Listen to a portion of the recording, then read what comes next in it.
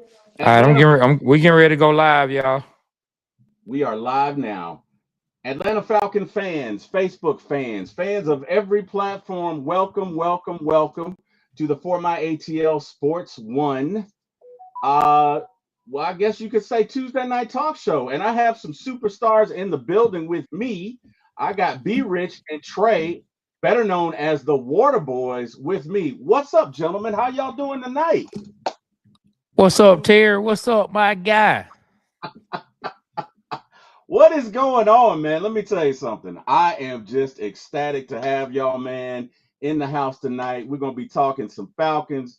Look at the kid, Michael Penix Jr., made his debut this week, and what a debut it was. Hey, man, without further ado, let's get into it. Trey, be rich. What did you guys think of Michael Penix? What did you think of the debut? Let's talk about it. Man, well, I'll go ahead and take it first, man. The era of the do-rag dude has begun. I don't know how many people been already following the Waterboy show, but I told y'all we had a discussion. We had a discussion way back in the summertime, and we said, why did Arthur Blank allow them to get Kirk Cousins, but then go back in the draft? And I told them, I said Arthur Blank was feeling quarterback broke. And he had never felt broke before. And he said he'll never go broke again. And so Arthur Blank told him, go spend money on a quarterback, but make sure you go back in the draft and get the do-rag dude, the do-rag daddy, Michael Penix Jr., MP9, as he calls himself on IG. And so, yeah, man. So, I didn't really think that Raheem. I didn't think he had the stones to put Michael Penix in. I'm gonna be honest with you. I was adamant about. I didn't think that they would take Kirk off the field, but the move got made, and I feel like Michael Penix. He was poised for a rookie. You know, we all have to remember this man is a rookie. Let's not get too high on his game, and let's not get too low in times that he will have some rookie lows. And so, but from what I saw, he was poised. The ball was coming out quick. He had a quick release. He evaded one or two sacks. One play in particular where he got off the ball. He was getting ready to get sacked, and he just threw the ball in the dirt out by Drake. It wasn't a positive play as far as yardage. It wasn't spectacular. It wouldn't make ESPN. Hell, they're not even going to talk about it on 92.9 the game that much. You know what I mean? Here in Atlanta. But it was a play that you saw him save some yards. You saw him not take a sack that would have knocked us back another 10, 12 yards or whatever. And just small things like that were a breath of fresh air to see. And he was trying to go downfield. The pass interference that got called on the DB who was on Darnell Mooney, he was trying to go downfield. I saw him try to get a fade in the end zone, in the red zone to Drake. Michael Penix said he had it. He threw it too low. He felt like he'd throw it higher next time, give Drake a better chance to shield the cornerback off with his big body. But man, like I really saw some things that I really liked from Michael Penix. And hey, he almost had him a touchdown, except for hot potato out there. Hot potato out there. Hot potato didn't want to hold on to the ball, man. No, it Hot didn't. potato 8, man. Hot potato 8, man. So I feel good about what I saw, but once again, he is a Ricky, man.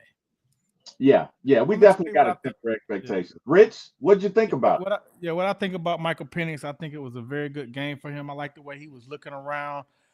He was looking off receivers. I mean, he just looked very poised in the pocket, like really doing a great job. Um, he had when the ball came out when he had a decision, it went with a purpose and it just hit receivers in their hands. Mm-hmm. First pass was a drop. I mean, it was a strike right there, and Right, it was right very in impressive. his chest. And he was under pressure also, and for him to have the poise to get the ball to the receiver and the receiver still dropped it. I mean, he stayed in the pocket. It was one time where he was running and he hesitated because he still wanted to stay in the Yeah, pocket. When I yeah. wish he would have just ran. I Yep. mean, I really saw a lot of good things from him, man. And Yep. it seems like we're gonna get a chance to really see him do his thing. He looked he looked like I can see why they was excited. I can see why they drafted him where they drafted him. At the time when we drafted him, I was like, "Whoa!" I wasn't expecting it, but I did like the pick and looked really good out there. And like Trey said, you know, Kyle Pitts, man, really messed up his first almost chance for a touchdown and had his first pick asterisk mark. Put an asterisk on there because I don't blame that on Penny. Penny put No, it in the bread basket, man. And I right tell there. you what, if that was Brock Bowers would have caught the ball, made a move, ran over the dude, and went into the end zone. Absolutely. Yeah. Absolutely. Gentlemen, I'm going to ask you a question. There's a term that you have on your show for players who, uh, let's just say, don't cut the mustard, and I think you call it Dookie wings. Is Dookie pepper wings. is Kyle Pitts playing like Dookie wings right now, or did he play like Dookie wings in that game, or am I being too critical? Well, the correct terminology is Dookie pepper wings. And right now, Kyle Pitts is playing like wet Dookie lemon pepper peel. Boo boo boo. You know what I'm saying? He's playing like wet lemon pepper, Dookie pepper. He's playing wet Dookie pepper wings. That's what he's playing like, man. And I don't like it, bro. Wet Dookie pepper wings. All right. Dookie pepper wings. Wet Dookie pepper wings. That's what he playing like. Man, it's so frustrating too, because the Falcons, they got caught up in what a lot of GMs and a lot of coaches and a lot of organizations and a lot of fans who still are on the Kyle Pitts train get caught up in. We get caught up in potential. We get caught up in potential, except for when it comes to our everyday lives. We don't care about potential when it comes to our everyday lives, but we want to hold on to athletes' potential forever. Yeah. And man, I was talking to somebody. I was telling him when one of my favorite lines that I ever heard from a football coach was when Bill Parcells said that he doesn't like potential because that just means you can't do it right now. And so a lot of fans get caught up in potential, and I think the Falcons saw the potential what Kyle Pitts possibly could be. They saw the size, they saw the speed, they saw him as a mismatch. But for whatever reason, it's not translating on the field. Now we can put it on. Some people put it on scheme. Some people say he was coming off an injury. Some people say he didn't have a quarterback in Mariota. He didn't have a quarterback in Ritter. Now here we go with Kirk Cousins. He had a couple games where he did shine, but other than that, man, what are we really getting out of Kyle Pitts? At some point, Kyle Pitts himself, not just us, Kyle Pitts himself has to look in the mirror and say, what am I? You know what I mean? What am I? What am I going to be? Am I going to become this player who can become an all-pro, who can become a Pro Bowl player, or is this the status quo for me? Is this the status quo? Flash every now and then, but for the most part, you get disappointment. So far, for the Falcons, hey, it's people that love them, but the truth of the matter is, from my opinion, it's been small sizzle and a whole bunch of flatline of nothing. You know what I mean? Trey, the last time the Falcons made a mistake this big was Andre Bruce when we drafted him number 1. Oh, wow. Oh, wow. It was the same thing. Big, potential, muscular. Like he just was a workout warrior, bro. Killed the combine, all of that. And we drafted him number 1. And he was one of the biggest busts that we ever had as a Falcon. And now it seems like Kyle Pitts is in that same mold, in my opinion. You really think Kyle Pitts is that bad? Because no disrespect to Andre Bruce. I didn't play Andre Bruce had a long career now. Don't forget it wrong. He went to the Raiders. They played tight end, and he still played for a minute. So he's getting pension. But he was bad with us. Like he was very bad. And Kyle Pitts is bad with us. Kyle Pitts, and I'm gonna tell you why he's bad. Because he's out there loafing. The mother sucker is loafing, and I don't like that. And that's what makes me say that. If he would go hard on every play, I would not be talking about like he's going hard. And just like he made that catch, he caught the ball with both his hands and he's turning it in. And it's just like he's not focused. He's at Magic City eating Dookie pepper wings, playing like Dookie. And I'm tired of it. I agree with you. He is inconsistent. There are plays that he takes off. He doesn't run hot routes. Like, I don't know what's going on with him. And then this man, and then when the rookie takes over, what does he say? I just work here. Yeah. What in the flying F is going on with him, man? That right there, it's turning me off. And what's the sad part about it is we're going to get rid of him and he's probably going to ball out somewhere else. But right now, what I would do, and I don't know if the Raiders would do this, I would trade Tyler, Kyle Pitts, and a pick for Bowers. Praying. Boy, Terry. Now you know that's my brother now, Terry. But my guy is really wishing on a star in the Christmas spirit, but he thinks Santa Claus just gonna drop us off. Brock Bowers, like, come on, man, that's Hey, not wouldn't happening. that be lovely if we got Brock Bowers? Wouldn't that be lovely? That's not happening. Yeah, you can Oh, forget MJ. that. I don't think Brock that. Bowers will never be in a Falcons uniform. Hey, that would be great though. I like the way you're thinking. That would be great. But yeah, I'm with Trey. I don't think that's happening, bro. So are we in agreement then that it's time to trade Kyle this offseason? And if so, what's the best that you think we could get for him? And Fourth, fifth round or something. okay, Sad. okay. I actually think you could. Hey man, you catch the right organization. I actually think you probably could pull a third, maybe even a second out of somebody. Man, it's a sucker born every day. You just gotta find them. Just like Kyle Pitts' agent found the Falcons. Second round pick. You could pull that off. I would do cartwheels, bro. You said yeah. Hey, you Second. know what? You know what? It's a sucker born every day. Well, he did go number 4, You right? want to come say hello? Hey, and guess who was number 5? Come on, wave Guess hello. who's number 5? Merry My boy Christmas. wants to wave hello. How you doing? Hi. How Hey, you what up? doing? Good to see you. They say, how you doing? I know you can't hear them. Good. How are you? Doing well. Doing well. Good to see you. All right, buddy. Go on, mom. Okay. All right, so- love you. You say Kyle Pitts was number 4. Guess who was number 5? Was it Jamar Chase? Yes, Okay. Jamar effing Chase, who has like 100 touchdowns, and Kyle Pitts has 2. That's And crazy. I'm being facetious, but right. he has right. 2. You know what I'm saying? I'm being funny. That's crazy, man. That is crazy. That is. I mean, Yeah. I don't know. So another Dookie winger or lemon pepper Dookie. And you knew it was coming. Another Dookie winger. That's a great term, Terry. Hey, man, hey, I learned from the best. Mr. Kirk Cousins, the last 5-6 weeks has been Captain Dookie Winger. So, Yes, he has. are we trading him? Are we keeping him? If you're the GM for the Falcons, Trey, what are you doing? No, he's out of here. You know, he's out of here for a couple different reasons. Number one, I mean, it's not like the Falcons have to do him any favors, but I can 100% see, you know, a conversation being had saying, hey, you know, when the transition was made, you know, I was behind Michael Penix. I would teach him everything I could teach him while he was behind me. Now that I'm behind him, but I still got some football left. I don't want to sit for a year. I know y'all paying me. Can we figure something out? And I just don't see the Falcons as an organization that will say, well, you know, we just gonna keep you. We just want you to be a backup. I think they're gonna find a place for him. When that move will be made, I don't know. You know, I'm Adam Schefter put out one thing. We're gonna do it before March because it'll save $10 million. I don't know all the specifics and all the financials, you know, when it comes to the salary cap. But I don't see Kirk Cousins here next year, like going into training camp with Kirk Cousins behind him, talking about how he's getting healthier. And if some reason Michael Penix struggles, we might can put Kirk back in. I don't think they would want that. It's the Kirk Cousins era was over the minute they moved to Michael Penix Jr. I don't think you can ever go back, in my opinion. I think it just is what it is. I mean, I don't think Kirk would have come here.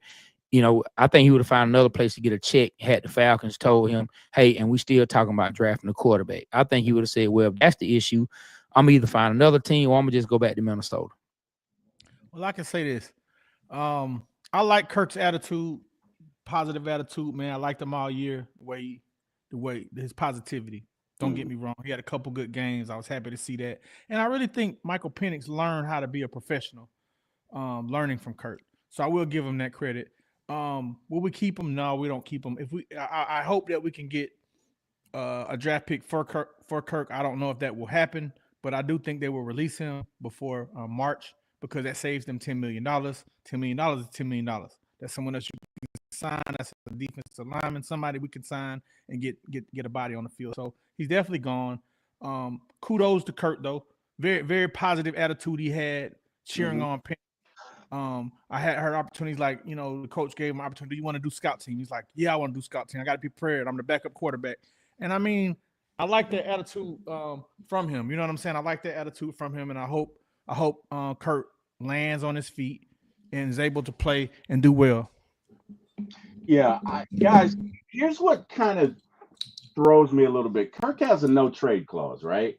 100%. So Kirk determines where Kirk goes. But even if you save 10 million, I think you're still on the hook for 67. Are you not? Yeah. That's a lot of cheddar. Look at if it's me, I'm gonna try and trade him. And I think a team will take him because really only next year is guaranteed, right? Like he's got 3 years left on it, but only next year is guaranteed. Facts. That's So from facts. a business standpoint, you get him for 1 year. The Falcons are probably paying the signing bonus. If you're a team, you really only have to pay him 25 million, which is what you pay average quarterbacks. So if you can find a team a la Cleveland with Kevin Stefanski, who's getting ready to get rid of Jameis, maybe they'd be interested. That's the way I'd try to go. I'd have to offset some of that capital. I mean, if you got to release them, you got to release them. But if it's me, I try and trade them. How do you guys feel about that? Like, first of all, do you think it's possible that we could trade them? I Just think give it's me. possible. Okay. Hopefully it is. I just don't know who's gonna get him. I mean, I don't. It's all up to Kirk. He got no trade clause. So the Falcons don't hold no cards in it at all. Falcons don't have not one card in it. Not one. Okay. You know what I'm saying? Kirk So you holds so it. so you saying Kurt's gonna be spiteful and be like, hey man, y'all drafted the quarterback with all this and that. No, what it is business. It's no, you find me the exact perfect team I want to go to, or you're gonna have to cut me, and then I can go wherever I want to. So Got it. either find me, either find the perfect team that I will agree to go to, the perfect situation for me, and the Falcons gonna have to pay that rest of that guarantee regardless, whether they trade him or not. The Falcons on the hook for that. Whether they trade him to another team or not, Falcons on the hook for that. So Kirk is going to say same as any smart businessman in his position will say, either find me the perfect team that I 100% want to go to, or I'll sit here and I don't want to be the backup, but I'll sit here and you're gonna have to cut me. You know what I'm saying? Like, what you gonna do? Like, really, what you gonna do? It's good business, and it ain't even really being spiteful. It's good business for him. Like, the smart business move for him is to be like, hey, y'all on the hook. I respect the fact that y'all wanted to move in a different direction. I'm not tripping. I'm not gonna cause a problem. But at the same time, I'm not here to do you any favors, my brother. You know what I'm saying?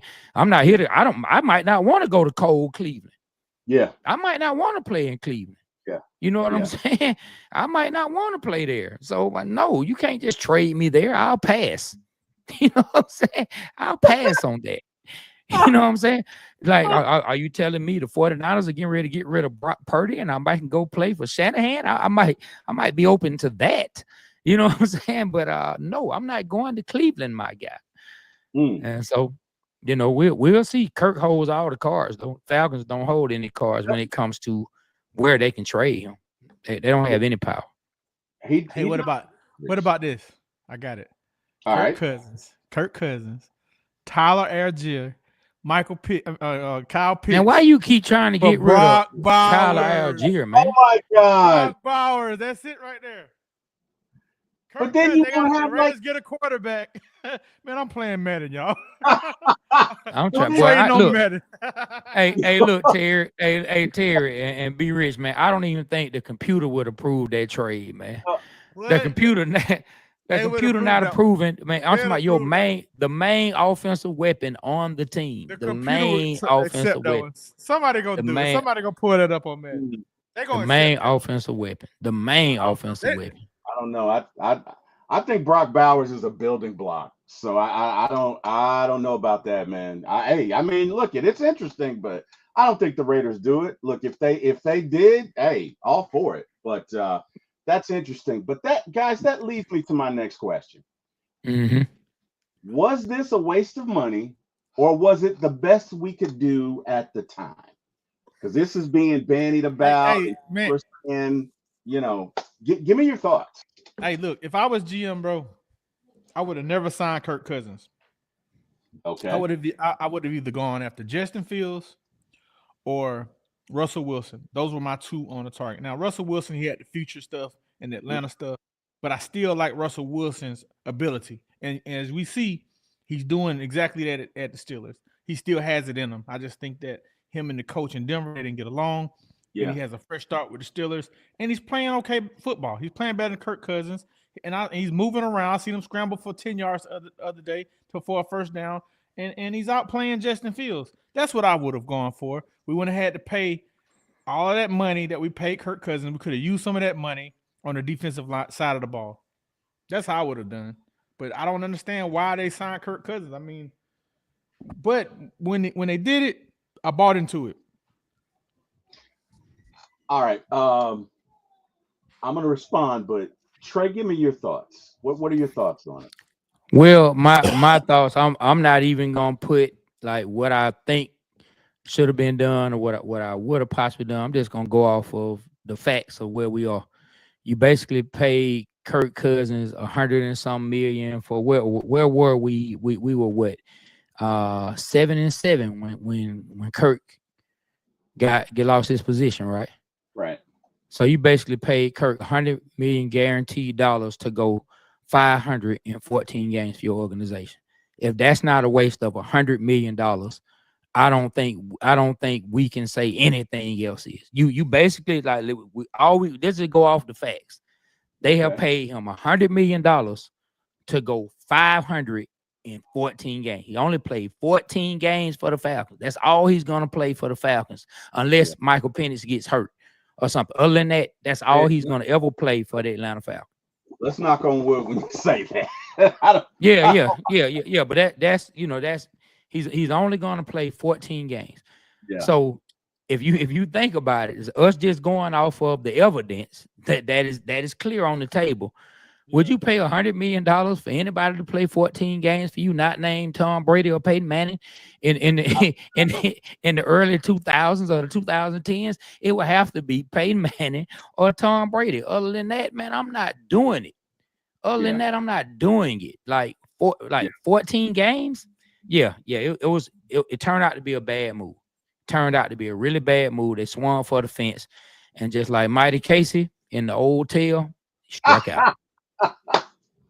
Well, now to give it context, Russell wasn't coming to Atlanta. If you know anything about Future, you guys know more than anybody, you're in the industry. Russell wasn't coming to Atlanta, and you know why. So that leaves you Justin Fields. He would have came for $200 million. Oh wow, you're okay. Nobody's gonna pay. Nobody was paying that man. Hey, I'm just saying they paid Kirk Cousins for it. Wow. Nobody was paying that Russell man. Wilson, is Russell Wilson better than Kirk Cousins right now? I mean, right now, but at the time, at the time he was better, man. What you mean? No, nobody's paying Russell Wilson. I didn't say nobody's paying. I'm just asking about performance. I'm saying he said he wouldn't have come. I say he would have come for $200 million. That's all I'm saying. But I'm just saying nobody would have offered him that though. I know, but he would have came for that. Okay, that's fair. Is that racial discrimination? No. Why wouldn't it? Why isn't Russell Wilson worth what Kirk Cousins is worth? He's playing much better than Russell Wilson. Hey, look, man, for $200 million, I think Denzel will be a starring role in a Tyler Perry movie, but it don't mean it's gonna happen. Wow, where that come from? That came out the blue. I know, right? Just out the blue. So be rich. I'm not saying Russell Wilson's not a great quarterback, but I know what you're saying. He won't come to it. Going off last year's performance, I think Kirk was like second in PFF, second in stats. He before did he got hurt. That's probably what they were looking at, right? I mean, I don't know, 200 million. I think he would overcome some things. I think he would come for 200 million. But like Trey said, we're here now. But here's the thing: if you don't sign Kirk, and let me ask you guys this: do you think Penix is there at 8? Because a lot of folks remember Denver tried to trade up to get him, right? That's a good point. That's a good point. Great point. That's a good point. A lot of people stayed where they were because they didn't think the Falcons were going to take somebody probably would have traded up with the Giants and got Penix. Yeah, you know what I mean. And now we're really out of it. So sometimes you got to make moves, and sometimes they don't work out. I mean, I don't want to call it a bad situation. Look, I think the best way you put it, Trey, we took a swing and we missed, right? You know what I mean? It's time to move on. We got the new guy in. I'm excited. I mean, let me tell you something. This guy has an arm, and not only that, he has touch. And from what I saw, he recognizes defenses, or at least he did last week. Uh, he played almost a flawless game. The only issue I had is I think it's like 9 seconds, and he threw it to Kyle. Probably should have threw it away, but whatever. Nobody Yeah. knows. Couldn't have known Kyle was going to do that, right? So I don't have an issue with it. The kid played great, right? The defense played great. So that leads me to my next point, gentlemen. The defense has been great for the past 5 weeks, 4 weeks, maybe 5. I don't know. Whatever. After the break, however long it's been after the break, we have the most sacks in the league, right? So I think right now we have 26 sacks. When we went into the break, we had 10. Obviously, something happened. I don't know what happened. I don't know what the conversation was, but something happened. Do you guys feel that this is Jimmy Lake's influence, or do you feel like someone like Raheem or Jerry Gray is now calling the plays? Well, I mean, in the beginning of the year, my theory was this, and I'm not going to say that this is what happened. My theory was we played a lot of scrambling quarterbacks, and it was hard for us to get to them. That's what I thought at first, and that's what I was blaming it on. But then after that, we still didn't get any sacks when we started playing quarterbacks that stood in the pocket. So I don't know what happened. But I know that the kid, what's his name? Ebiketie? Yeah. I know that whatever he ate, whatever Wheaties he ate in the morning, he's got 5 sacks. You know what I'm saying? His son, he just woke up and just did his thing. So thank you, Lisa. Yeah, he's killing it. Yeah. Yeah, Lisa's talking about the interview that you guys had earlier today with Roddy White. And I'm sure it was great because every interview I've watched of you guys is great. Like you guys have something that's so unique. And I'm just gonna take a moment to give you your flowers, man. And secondly, Chris A1. Chris A1 forever. How you doing, man? What's good, man? Just out here trying to make it to the house, man. Last little Christmas holiday stuff, man. First and foremost, man, happy holidays to everybody on the mother freaking panel and in the chat. What it do? What's up, my brother? What's up, man? Holiday season. I'm about to give these guys their props. Guys, I must have watched about 10 shows with you guys over the last 20 days. And you guys have cornered the market. Like, you guys are hilarious. Like, you guys are down to earth. You know your stuff. You talk Falcons football, but you do it in a way that's relatable, and you happen to be hilarious, right? Mm-hmm. Thank you, Tier. Thank you. I didn't do it. It's you guys. Look, I'm just saying, man. I'm saying what everybody's saying. Guys, I mean, are you guys like this every day, like in your personal life? Like, I get the feeling like this is just you guys, but talk to me. Like, are you guys like this 24/7, or like, do you turn it off when you get off the show? Hey, check it out, Terry. Look, the first day I met this guy, man, I went to his house. We played Madden, and then that was my first time meeting him. And then I threw an open mic, and then the second time I seen him, it was his turn to perform on stage. And he got on the microphone. He's like, "Yeah, be rich. I heard you on the top radio. You don't know no sports, man. What the hell is you talking about?" And I'm like, I'm in the crowd. I'm like, who is this guy talking about me? What is wrong with him? Bro, second time ever meeting him. Man. He's at my open mic talking to my Patreons, dogging me out about I don't know nothing about sports. You don't know, bro, no doggone sports. Ever since then, bro, it's been like that, bro. Back and forth with Madden, with Falcons, with Hawks, with Braves, everything, bro.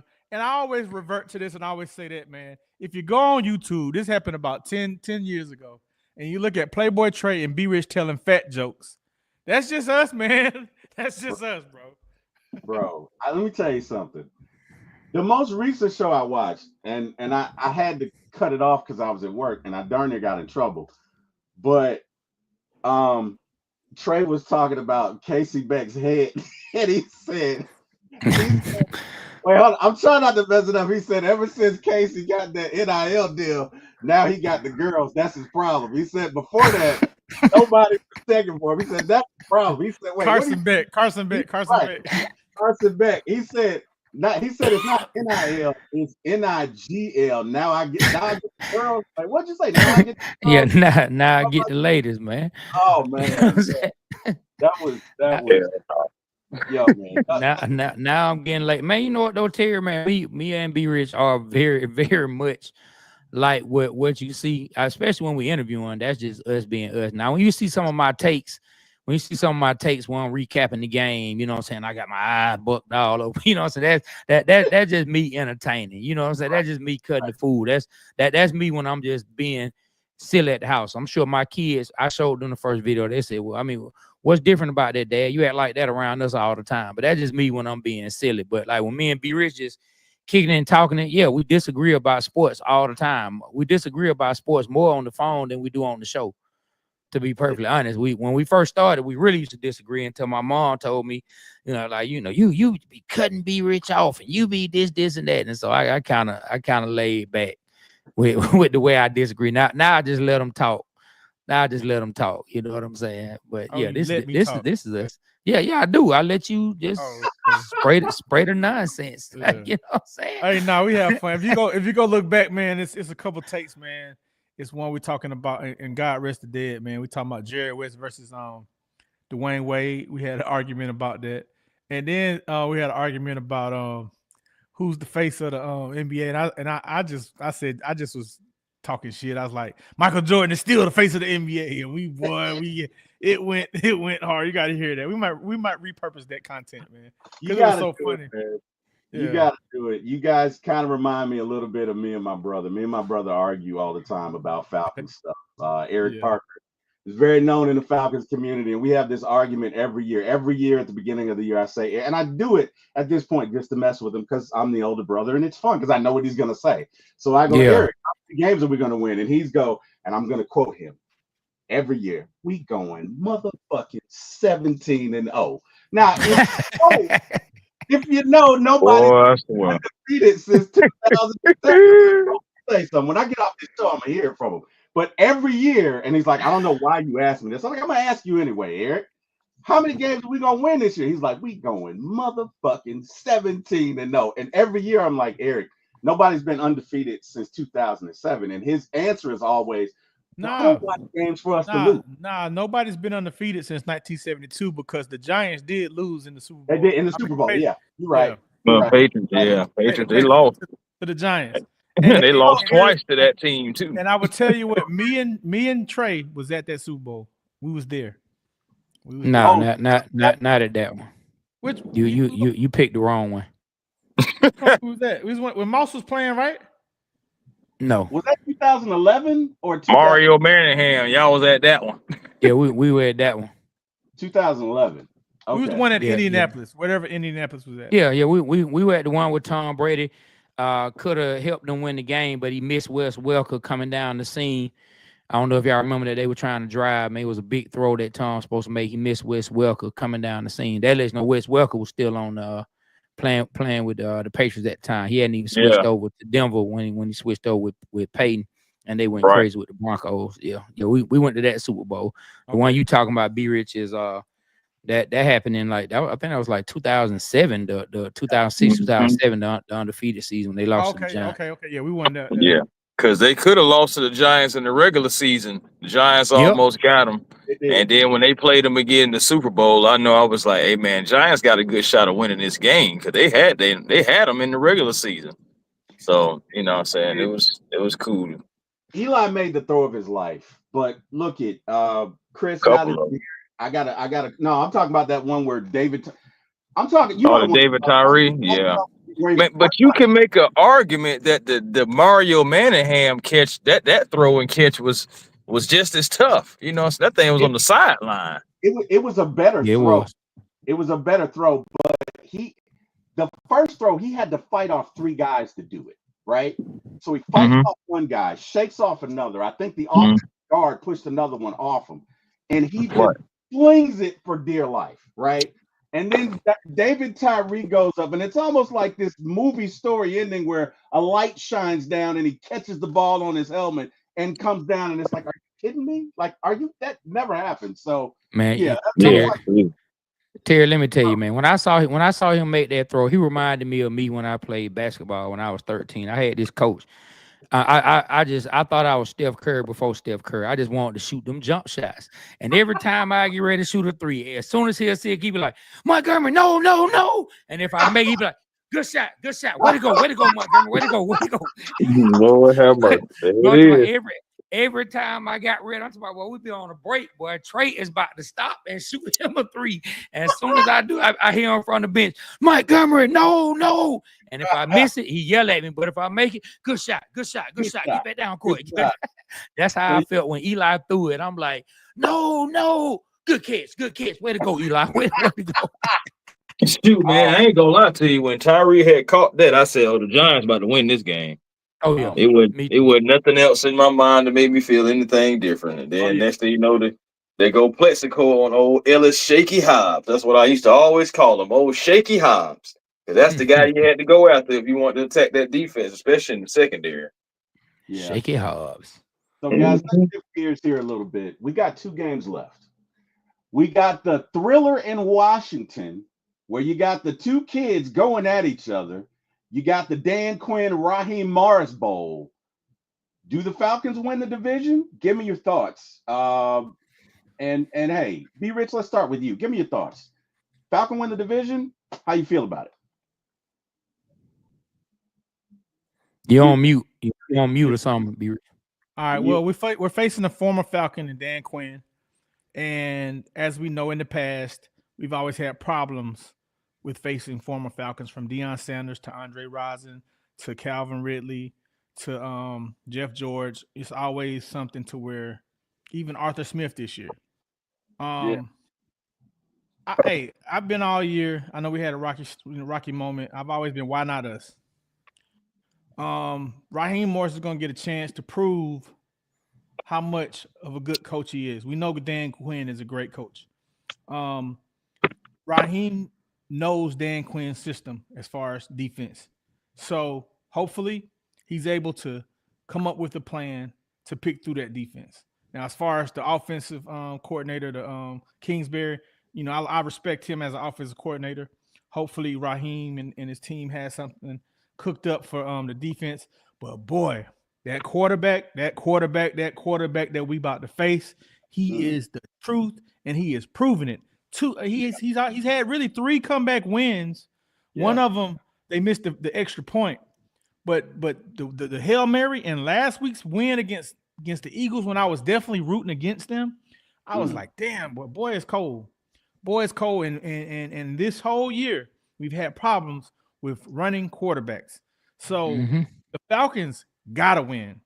They must win. They must find a way to win away from home. We must get the demons of former Falcons beating us. So do the Falcons have a chance to win? Yeah, they have a chance to win. Will it be tough? Yeah, it will. Would I want it any other way right now? I want it this way. I want us to go earn it. I want us to go earn this win. The football gods have come on our side. They somehow let the Dallas Cowboys win the game against the Buccaneers to where now we control our own destiny. Yes. The Falcons control their own destiny. They have to win against 2 tough teams. Yes. I'm saying the Panthers is tough because Bryce Young is playing he's playing great. It's a rival game. And the Panthers would love to knock us out the playoffs. But first we must take care of business in DC. And I expect us to take care of business. And this is why you was hired, Raheem. This is what it's about. So I expect the Falcons to be well coached, to go up there and pull out a victory. I can't give you a score. All I know, it's going to be tough. Good deal. I love it. Trey, how you feeling about it? I want us to win. I don't think we're gonna win though. I don't see how the Falcons going. Dog, man. What's his name, man? Not Sam Darnold, man. I'm talking about Don. Man, what's my man name that used to be in Cincinnati, man? The red rifle, man. Man, what's his name? Andy Dalton ran all over the Falcons this year. And Andy freaking Dalton. Andy Dalton now. And Andy Dalton was out there running for yards on the Falcons because we do not have speed at linebacker. The Falcons do not have speed at linebacker. How they finna stop Jaden Daniels from taking off when he want to take off? Somebody, please tell me that. I mean, we won other games against mobile quarterbacks. Maybe you blitz them and you keep your lane intact. We beat Andy Dalton. We beat Hurts. But Andy Dalton's not a mobile quarterback though. That's my point though. Okay, Jalen Hurts. Nah, but you miss what I'm saying. I'm saying if you done let somebody who can't run all over you, what we gonna do with Jaden Daniels? Like, hey, man, I want us to win. I'm praying we can win. Well, I need you to speak it. We're gonna win. No, bro, because at the same I need time, you to speak it because because when you come into this, because I am not a Falcons content creator. I am a sports lover. Hey, so man, I'm not gonna speak just because I'm a Falcons fan. Like honestly, if I had to say what I thought was gonna actually happen, I don't think the fact so we're asking Michael Penix in his second start to go up there and play again. I'm not acting like Washington is just. I'm not acting like Washington is just unbeatable. I'm not acting like they just like this immovable object. But what I am saying, we playing them on the road. We got a rookie quarterback against a quarterback that's been playing all year. They got a rookie quarterback too. Hold on. I'm talking, sir. And so we playing against a quarterback, you know what I'm saying? I know you get anxious to open your presents. Your baby starting to get sleep over there. So I'm time to go sleep. You know, Santa Claus put some pep in your eyes. I know you're tired over there, little baby. Just chill out for a minute, man. You better get some egg now and go to sleep in a minute. You know what I'm saying? So what I'm saying is we putting our rookie quarterback who has only played one game. Like I think it's gonna be more on Michael Penix. And then we're going up against a team that I think offensively looks good. And I just don't see how we're going to contain Jaden Daniels. Now, if we do, I'm going to be happy. And I'm definitely going to be happy about it. But if I just had to look at the X's and O's on what I think can be done, I just don't see how the Falcons contain Jaden Daniels. Like somebody tell me how they're going to contain Jaden Daniels from running for a long third down. Like somebody tell me. Like they haven't done it against any quarterback yet. Who have they done it against? Hey man, it's a whole new team, bro. We got how many we got since No, I'm not talking about a whole new team. I'm talking about this year. I'm talking about this year. Hey, let me ask you, how many sacks we got since the bye week? 16. I don't give a damn. Now I asked a simple question, and you're not answering it. Now I want to listen to it. So I'm gonna go against all the losses that the Redskins have had, the Commanders have had this year. The first loss was to Tampa Bay. They lost 37-20. Second loss, they lost to the Ravens. We haven't played the Ravens. They lost to the Steelers by 1 point. The Eagles, they lost 28-17. They lost to the Cowboys. We definitely have a chance to win. That's a division rival. What are you talking about? That's a division rival. Anything happening in division. But you saying it like, oh boy, they lost to the Cowboys. We got a chance. You got a chance. You got a chance anytime you put on a uniform and pass. I didn't say you don't have a chance. I got faith in my coach, sir. Terry asked, no, you don't. You don't have no faith in Raheem. Man, tell these folks what you be saying about this man in our group chat. Stop lying to the people. Hey, man, stop lying. No. You gotta be real out here. Stop lying to the people. What have I said about Raheem? Of you lying to the people. What have I said about Raheem? Dog, you said, man, they need to get rid of this nigga. That's what you said. That. That's a lie. Now that's a lie. Yes, that's you a did. lie. You're lying. Yes, you did. You need to get rid of him. Get rid of Terry. Get rid of him. Hey, he lying. He just lied. Terry. Chris. Rid of him. This man, anybody ever told y'all sound like Claude and Ray? Get rid of him. Get rid of him. Get rid of him. Well, guess what? If you didn't say it about Raheem, you said it about Terry. They both black. You said it about everybody. 57 minutes is about to be Christmas, bro. So this what I'm saying. This what I'm saying. This damn it, Claude. This what I'm saying. This my thing. Why I'm rudely interrupted by this guy. He want everything to be all roses, but Andre told you roses really smell like boo boo, and I can't tell you. I Hey, man. can't tell you. Listen, the man asked me a Hey, question. man. I ain't been able to talk freely without you Yeah, interrupting. because I don't like how you Because answer you're the over there question. looking like a Santa Claus over there in your red jumpsuit, man. You know what Oh, I'm saying? Like, chill out, man. So this is what I'm saying. you looking like My, Pinocchio, all that line the you main doing. the main issue, like I said, you said it about Terry or Rob. Maybe it was about you. Definitely said about Terry. Maybe I'm getting it confused. You know what I'm saying? Maybe I'm getting it confused. Okay. Okay, I never didn't say, Okay. well, I believe in our coach. Okay, so what you did say it about Terry. So maybe I'm getting it confused. Either way, No, I think you I said said get rid about of one one of of the, these I think I niggas. said about one of the coordinators, sir.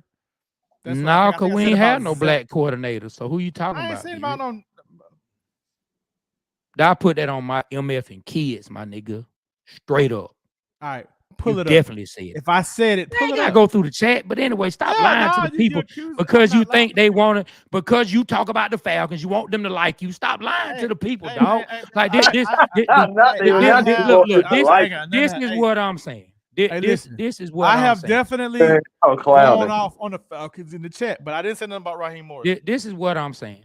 That's on my The daughter. main thing I'm afraid of, I keep going back to his legs. It really scares me that we playing a quarterback who has the mobility that he has. I don't think we have the speed at linebacker to keep up with him, to stop him from extending plays. Baker Mayfield was lighting us up. The Falcons were blessed to win that first game against Baker Mayfield. And you asked me, it was more on the Bucks while they lost that game than the Falcons actually just beating them. And it was all because of his legs. Every time we've played, okay, yeah, you're right. Williams say our linebackers have to spy, but ain't neither one of them fast. Ain't neither one of them fast. Ain't neither one of them fast. You know Man, what I'm has saying? anybody seen Troy Anderson? Because I haven't. Man, I'm talking my boy. Hey, look, he fast and running the wrong way. You know what I'm saying? He real fast at running the wrong way. You know what I'm saying? But and so this is my thing. Like I think the Falcons are gonna go out and put a good game out, but in the end, They gonna afraid win. I'm afraid They gonna win. of I'm telling y'all I'm afraid now, of the Jaden Falcons are gonna Daniels' win. legs. I'm afraid of Jaden I'm Daniels' afraid of legs. his legs as well, but we're gonna win. We're gonna find a way. It's our time. Chris, Why not? how you feeling about it, man? We got 2 games. I mean, Chris, how you feel about it? well, I mean, to be honest with you, man, it's any given Sunday. And I ain't gonna lie to you, I ain't gonna sit up here and sugarcoat it at all. Trey has legit concerns. I'm not gonna sit up here and act like he doesn't have legit concerns. I mean, you seen what it did. The thing about it is, we have played against mobile quarterbacks. It's just this particular mobile quarterback, a guy who I was high on before he was even drafted. This guy has the most athletic ability. He's more athletic, I think, than Jalen Hurts and Patrick Mahomes. I just feel like Mahomes has the best arm out of everybody, so of course, because of what he's done. But the Falcons can still find a way to get Jaden Daniels on the ground. Their offensive line is not like that, okay? So if we can get Jaden Daniels off of his spot and rattle him because he still is a rookie. He's just a more polished rookie because he got more games under his belt, but he's still a rookie. He's still a rookie. He still can make mistakes too. He's human. You know what I'm saying? So he can still mess up too. And I think that he can give us a couple of interceptions. My thing is, they played the Eagles, who had Kenny Pickett in that quarterback after Jalen Hurts went down. If Jalen Hurts plays that whole game, the Eagles do not lose that game. No, they don't. They don't lose that game. So, I mean, at the end of the day, the NFL schedulers, you know what I'm saying? They're the ones that's winning in this particular situation. You got 2 phenom type quarterbacks. One has been playing longer than the other one, but they're still both rookies. They're both going to be playing in bad weather. I think this is going to be a game to where the Falcons, the best defense that they can have is to keep Jaden Daniels on the sidelines. Of course, we're going to have to see him. Of course, we're going to have to make sure we're disciplined on third down, making sure he doesn't escape the pocket, making sure he doesn't extend plays against you. We're going to have to have all hands on deck this game, and we're going to have to play perfect out there in Washington because they've only lost 2 times out there against the Steelers and against the Cowboys. So my thing is like they play well at home. We got to come in, handle our business, and like Michael Penix said in his interview earlier, we have to come out and execute in this bad weather. We're professionals. As long if we go out there and handle our business, we can still win this game, and that's true. That's absolutely true. Yes, the Commanders they put up points, 26 points in 5 of their last 7 games. But at the end of the day, the Falcons are turning the corner too. The Falcons have somebody they can drive the ball down with. The Falcons have a play caller that needs to continue to open up the playbook for our field general.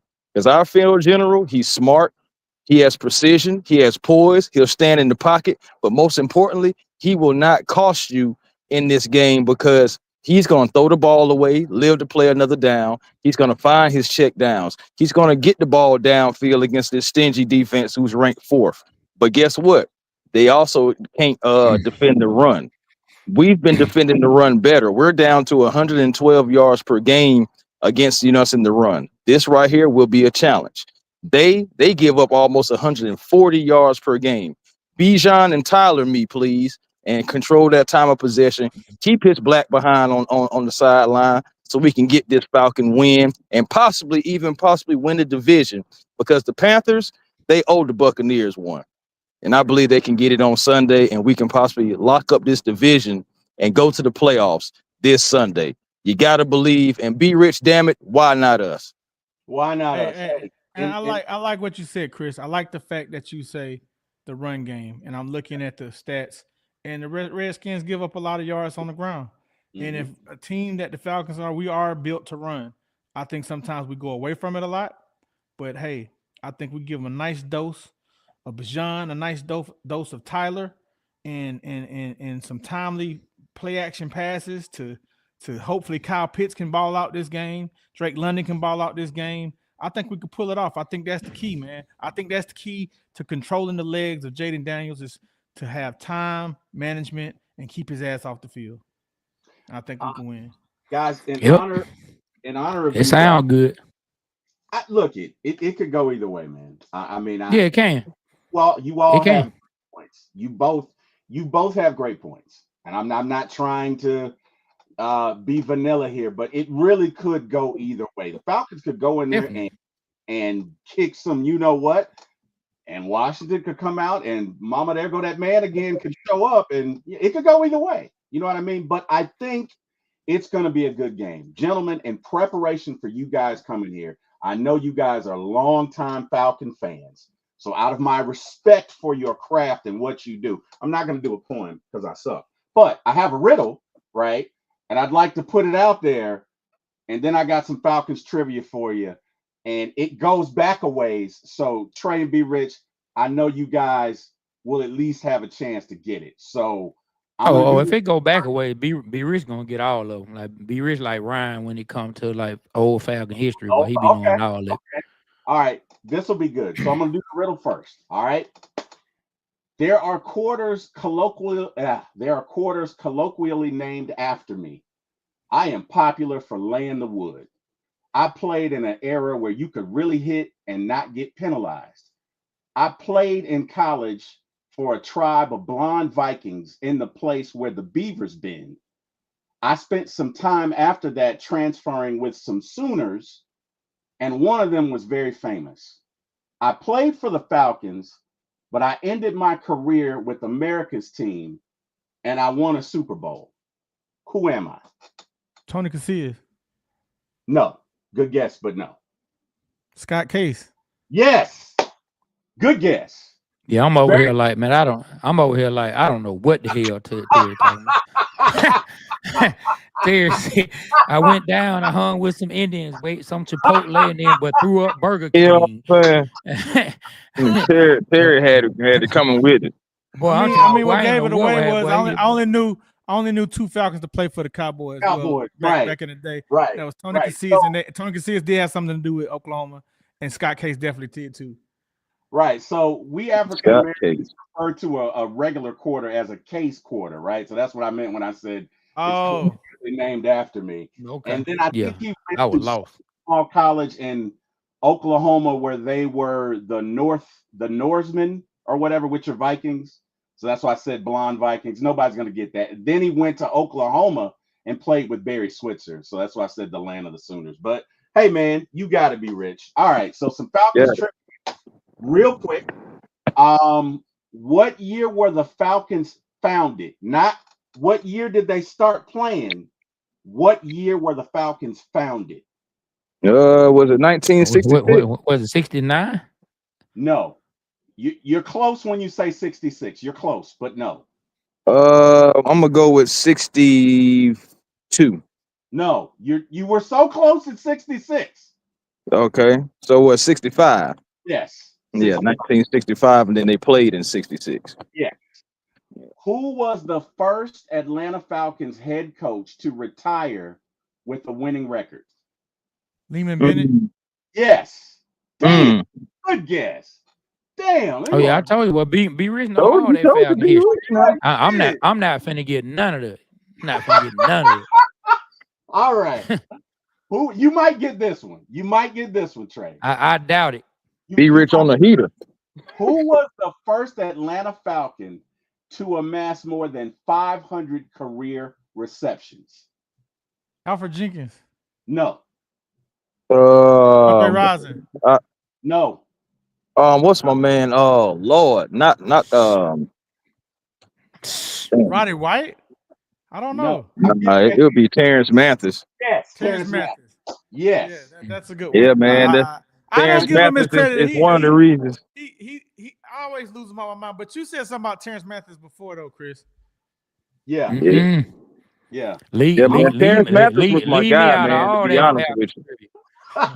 Leave me out of all the Falcons trivia. All of it. Leave me out of this. Oh wow. Oh man. I don't know. Yeah. Who was Leave me out of it, and I would tell you why. Because in the 80s and the early 90s, boy, Trey wasn't about nothing but some music, boy. I was music. But that's all we did. That's all I talked about. Don't talk to me about nothing but music. Well, hey, you know what? I'll have to get a music trivia for you. Give us another Falcon trivia. I like this. All right. Who was the first Atlanta Falcon to register more than 90 career sacks? Claude Humphrey. Yes. Yes. Yes. Yes. Yes. And I couldn't get his name out. Heck yeah, I used to call Claude Humphrey. Claude have mercy. That's what I used to call him when I used to watch his film.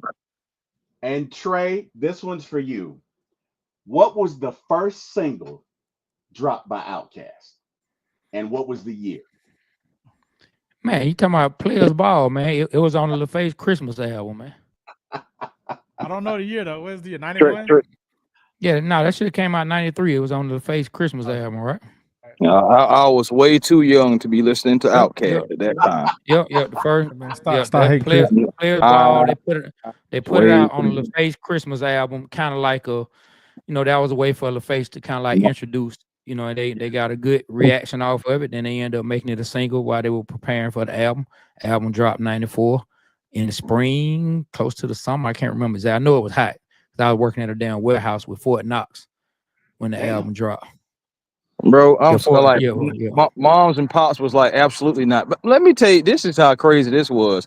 I got the clean version when I was a kid. I wanted the Eminem album, right? The Marshall Mathers. Pops brought home the clean version on Chris Young than a mug, boy. Bro, I'm talking about I brought home the clean version on my ass. I was just a little baby boy. Beep, beep, beep, beep, beep, beep, beep, beep, beep. I thought I was goddamn. I was like, am I listening to Eminem or is this fucking Acme? Like I just didn't understand. Man, I remember listening to the Marshall Mathers album. I remember listening to Stan for the first time. And I ain't gonna lie, I remember thinking, damn, but like I already thought Eminem could rap, but just the way he put the story together, and I was used to be into real like intricate details when it comes to songs. Just the sound of the writing, the sound of the pencil, you know what I'm saying, scribbling on a pad, in the back of the rhymes. Like I just remember I was just like, damn, this is just dope. It's kind of like cinema. It's kind of why I like enjoy making skits. Man, StreamYard. Are you guys there? Yeah, we here. Yeah, we here. Yeah, we hear everybody but you, Terry.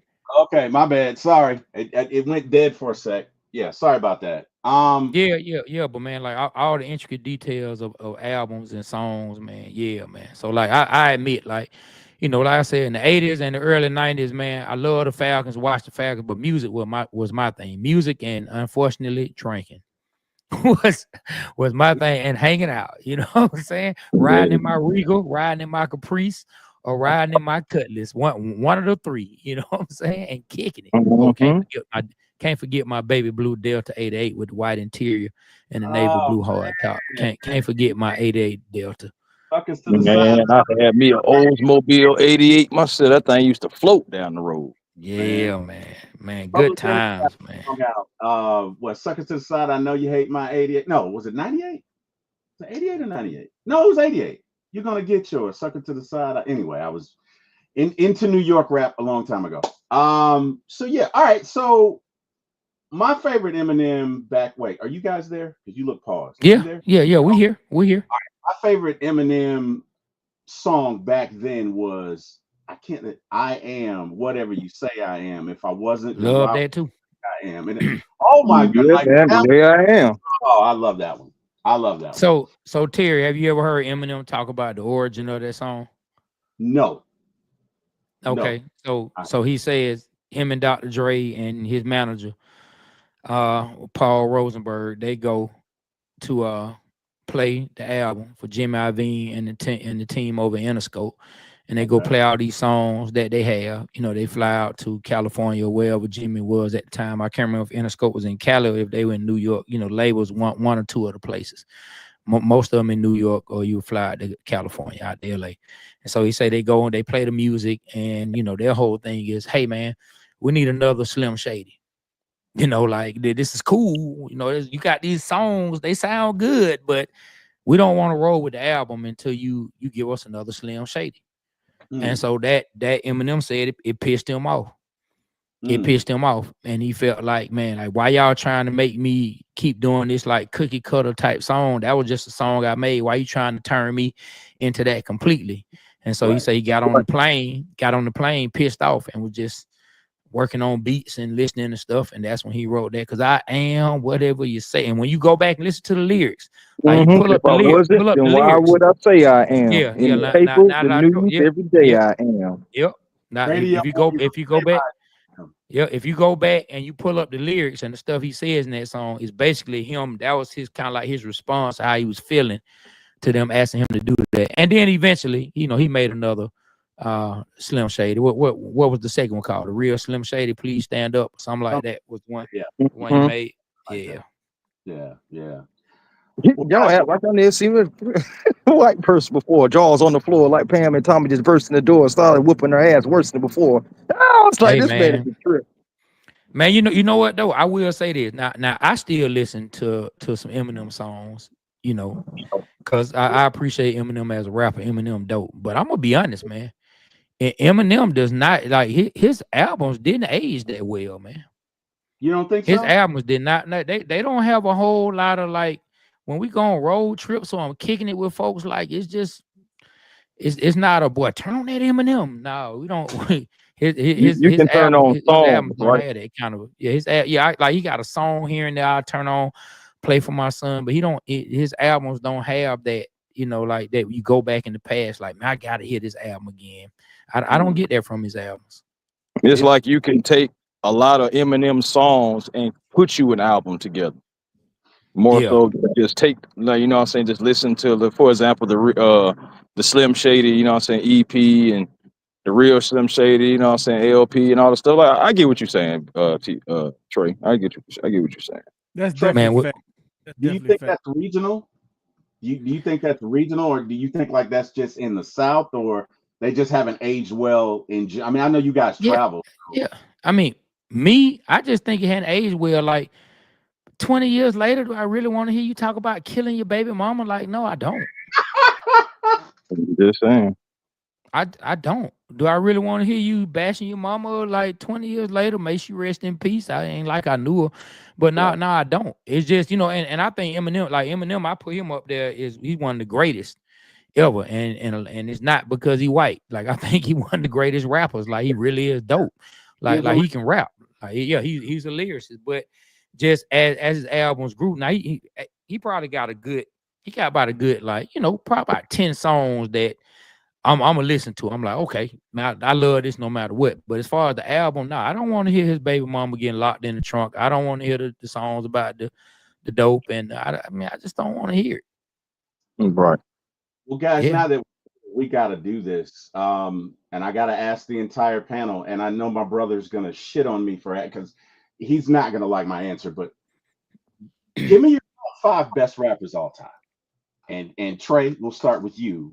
Give me your top 5. Man, so I can't give you the top 5 best rappers of all time because that's subjective. I know that's Yeah. probably not what you want to hear, but I'll give you some of the guys who in my top 10, my favorites. So Okay. nobody put in the chat that I'm stupid or nothing, because I don't give a damn about your taste in music either. You know what I'm saying? So if your taste in music is well, you can dislike mine. So don't even waste your time putting it in the chat. Just save it to yourself and go listen to whatever the hell you like. Oh my All God. right, because I don't care nothing about that. All right, so Outkast, man, Outkast, they go as one. You know what I'm saying? I can't pull Dre away from Big Boy or Big away from Dre. Yeah. I gotta put Outkast in there, man. The influence that Tupac had on the game. I gotta put Pac in there. Like I was a big fan of Tupac's. Like a big fan of Tupac's. From there, man, where do I want to go, man? You know what? Now these my favorites. Now these some of my favorites, guys. Okay, okay, All right. man, give me some UGK, man. Mhm. Give me some UGK off in there, man. Okay. It all started with a Pimp C. So what the is up? Told him something good. He's up on my muck and cuts. Told him you don't really want to buck with a tree nail from the tree. Ooh, boy. Hey man, boy, that's the return of the second album, man. That ain't even a single. That's like my favorite UGK song, That and Murder. Then from there, man, hey, I'm gonna go up north with it, man. Then from there, I'm gonna go up north with it, man. I got to pull BIG off in there, man. Yeah. Mhm. I got to pull BIG off in there. I got to, man. I got to pull Big in there. And then for number 5, oh man, you know what, man? Just for sake of conversation, man, I'm gonna go old school with this one for sake of conversation, man. Like I was a huge fan of Ice Cube's when I Mhm. was younger. I was a huge fan of Ice Cube. As I said, this a Christmas tradition. Every Christmas, Man, that is not every a Christmas movie. I yes love it it. is. Yes I it love is. It's Christmas Yes it movie. is. I just had It's this argument 100% a with Christmas with movie. That's the people. one. How is No, it not a Ricky Christmas Smiley. no, That's movie the when one. Ricky no, Smiley playing Santa Claus. no. That was released around. That's a Christmas Yeah, movie. that's the one with Ricky Smiley playing Santa listen, Claus. it's That is. at Christmas time. Santa Uh, robs As a their house. matter, They as have a a matter of Christmas fact, party. Ricky He asked you thinking of the first one. can He watch thinking of the that first one. movie at any time of the year. It don't matter. Hey, All right. hey, guess what though, Chris? Guess what? You know what song you can find me, and then I'm gonna shut up, let somebody else talk. You know what song that you can find me riding down the street in the middle of June at any point in time playing? This is no lie. I was just telling my wife, and she was laughing at me. At any point in time when it's sunny outside, you can hear my windows. You can windows down. You can hear my music going. Dun, dun, dun, dun, dun, dun, dun, dun. Boy. Hey, hey,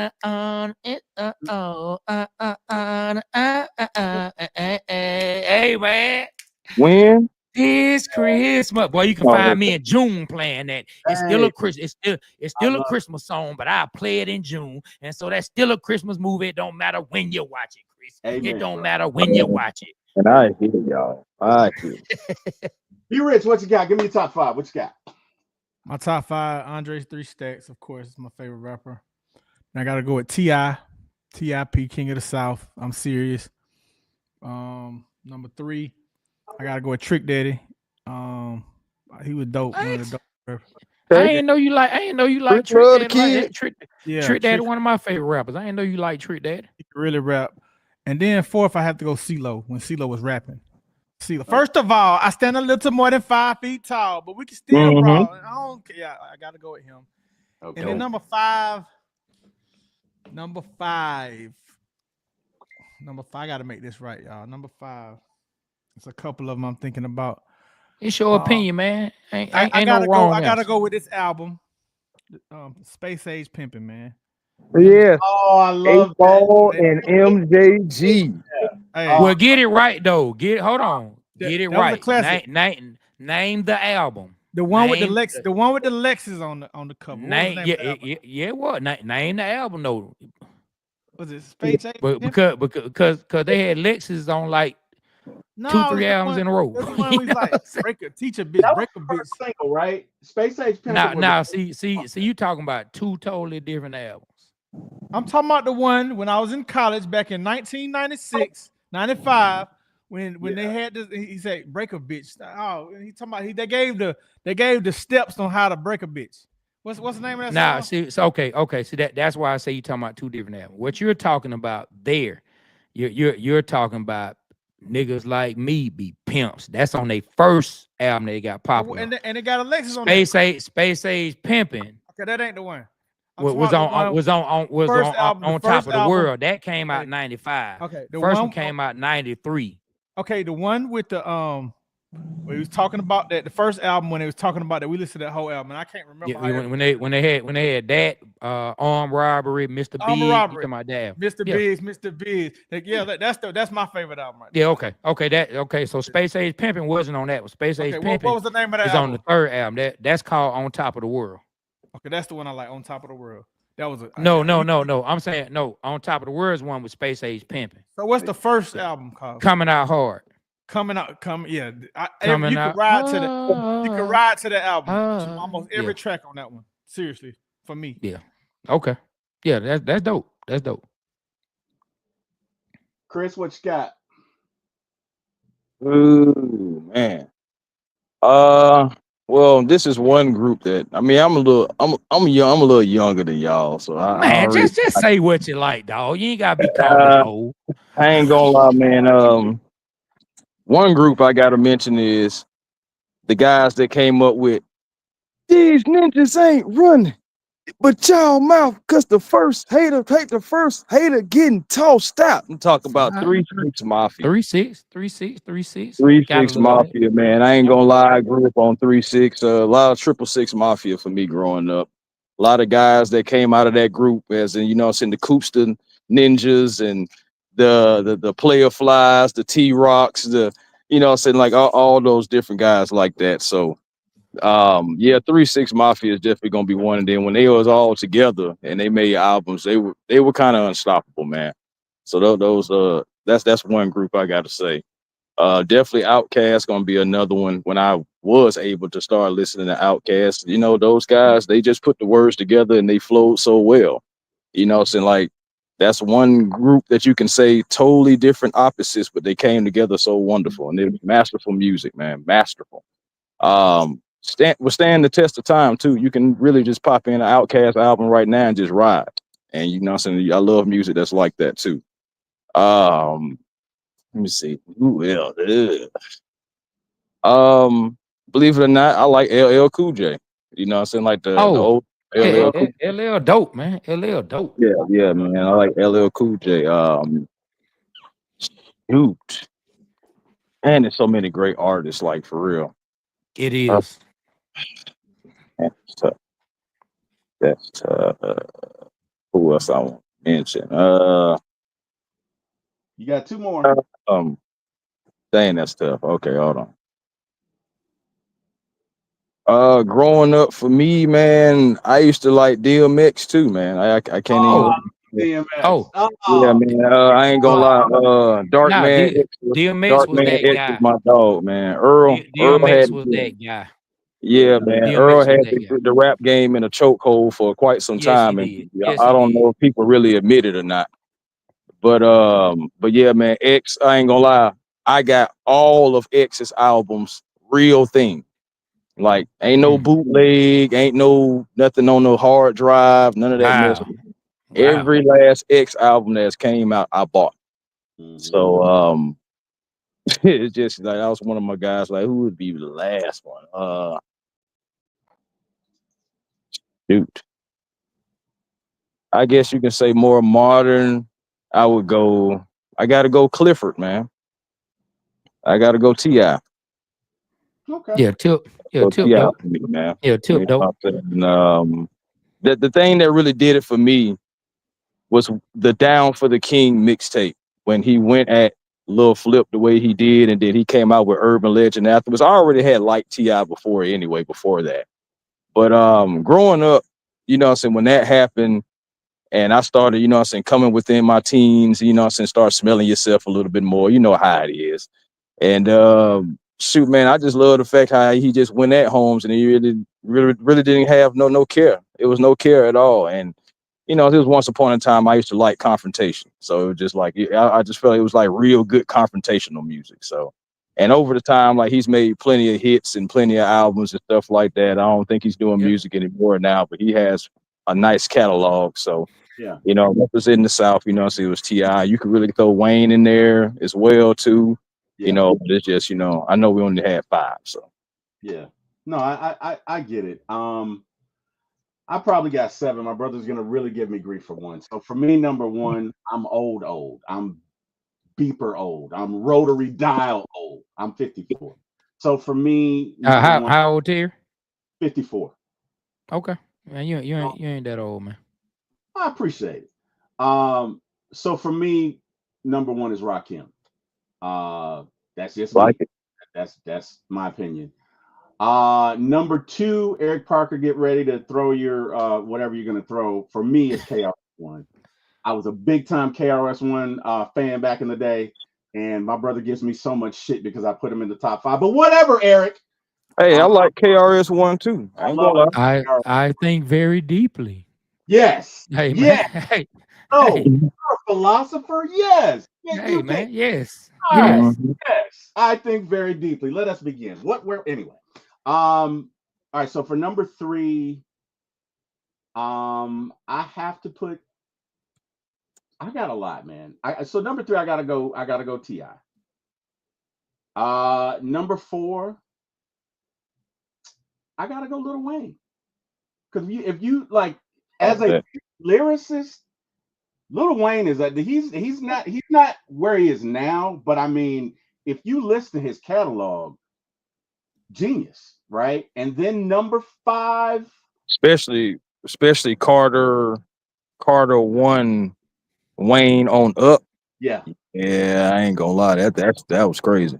And then number five for me has got to be Andre 3000. Um, Andre has a mix of okay, no, it's a tie. It's a tie. I know it's difficult, but for me, it's going to be Andre 3000 and then Buster Rhymes. And I say Buster Like because Buster. Buster is one of the most versatile rappers I've ever seen in my life. So he can do it slow. Hmm. That song he did with Chris Brown, and that thing's been emulated so much. Like it's Yeah, man. just it's a classic. It is a classic. Yeah. First off, Yeah, Even Buster that's now, killed Buster like killed it. yeah. So that would be it for me. That would be it for me, gentlemen. But Man, man, I let, like let, all the let names. I like hey, everybody that we name, man. I can listen to everybody that we name. hey, Serious. let me ask y'all this. We got more time. Y'all trying to jump out? We got more time. Yeah, because It's it's almost Christmas we Eve. got we almost got Christmas, y'all. Yeah, Definitely. it's Christmas Eve, so I can kick it. I can kick it. let's You do know what it. I'm saying? Let's So so so let me ask y'all this. While we talking about songs, tell me you can do one or you can do two. Tell me a song that changed. I don't necessarily say changed your life, or tell me a song that's when you first heard that song, an event happened or something is always associated with that particular song. A song that you hear, no matter what, you remember what you were doing when you heard that song. What happened when you heard that song? Like no matter what, how many years it's been, whenever Uh-huh. this song comes on, you remember this one specific thing that happened Oh, during that time. And if you can share the story, I've got to. please share the I've story. got to. I've got to. All right. So Tupac straight balling. The first time I heard that song, I think I was on my way to my mom's house. I think I had dropped off my wife now. She was my girlfriend then, and I was on my way back to my mom's place. and this cop stopped me, Mm. and I can just remember being so agitated, right?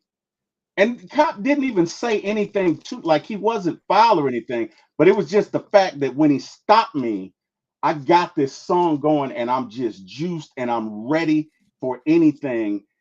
And I didn't turn it down. You know what I mean? Like, you know how they Mm. tell you when the cop, I didn't turn it down. You gonna hear Mm. this. And I'm listening and I'm vibing. And as the cop is talking, I don't hear shit he's saying because I'm listening to the music. And Mm. finally he was like, can you turn it down? And I still didn't. And finally it ended. And when it ended, I turned it off. But I remember just being so, oh my God, I was on one that day. I remember that. Wow. And another I'm one. glad you made it out there safe. Oh Yeah, yeah. man. Goodness. Yeah. I was the idiot. He was cool. Like he didn't say anything. He wasn't foul. I was on one. You know what I mean? And I mean, Rodney King, all that you there's a natural apathy towards cops for any black man. And if you 100%. don't, then I don't know why you wouldn't. I mean, you Yeah. have to have at least a little fear in the car when, or some sort of resentment. Anyway, whatever. Second song for me is oh God, I need Eric to tell me Little Friend by Gucci Mane. So when I Mm. heard that song, my brother and I think we were going to bury my grandmother. Mm. Um, Sorry to hear that. oh yeah, no, it's been some years now, but thank you. But I fell in love with that song, man. And the reason it's so funny is because I'm one of those that when I hear a song, I got to play it over and over again. I'm one of those guys you hate to ride with. So I must have listened to that song. And Eric, if you're out there, please comment. I must have listened to that song at least 30 times on the way Mm. down and on the way back. And my brother hates that song. He's never played it again. But I remember we were on that trip and I remember just the chorus. Could have been a doctor, should have been a lawyer, go to court so much I could have been my own employer. I'm a die a dope boy. I fell in love with it. Just the hook, the sound from Scarface, like that was just my favorite. And I've been in love with Gucci ever since. Like he's one of my favorite. I can't believe I didn't put him in my top five, but whatever. But that's it for me. So guys, go ahead. What about you, B Rich? All right, so I got three come to mind. My first one, I had moved to Denver as a kid in like the sixth grade, and was going into the ninth grade to the 10th grade. Was going to the 10th grade, moving back, and I just remember LL Cool J. He came out with the song "I'm Bad," and I remember it was a big deal, and it Yep. was like everybody wanted to watch it. And I just remember moving back to Atlanta, and I just remember that feeling. And it's like, ah, no rapper can rap quite like I Quite can. like I I take a can muscle take a bound muscle man and put down, his man. face in Put the a sand. face in the sand. And then just like that video, he was so fly. He was all just moving real fast. And I loved it when I came to it. I was like, yeah, it just made me feel Yeah. like I'm moving to Atlanta. That just got me crunk. Then this next one was I had just finished my first year in college. I had met a girl I liked, and I came back home and I worked the whole summer, and I bought a 1980 320i BMW and I fixed it up. I paid like $2,000 for it. I fixed it up. I painted it forest green, and it ended up being my baby's mother, who I did marry. I said, I'm gonna go down there with this car. I'm gonna have the bump in it, and I'm gonna get her. And That is too funny. the song was Ice Cube, Today Was a Good Day. And I just remember when I finally got my system in there and I was playing it, man. And it's like, I just remember everything about that car. I remember thinking about, I can't wait to school start. I'm gonna go down to Albany and get my girl. And then it was another song that played in that same, it was the car with that, because I just got the car in it was Das Effects. Wreck yourself if you check yourself.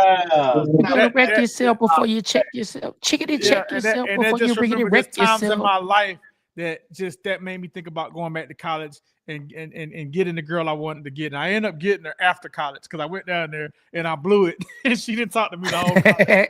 And then when I graduated college, we ended up getting married and had a baby. That's funny. That's funny because me knowing her, through our friendship, she like the car doesn't even mean anything. Like the car couldn't help you towards getting her to date you at all. The car meant absolutely nothing. Yeah.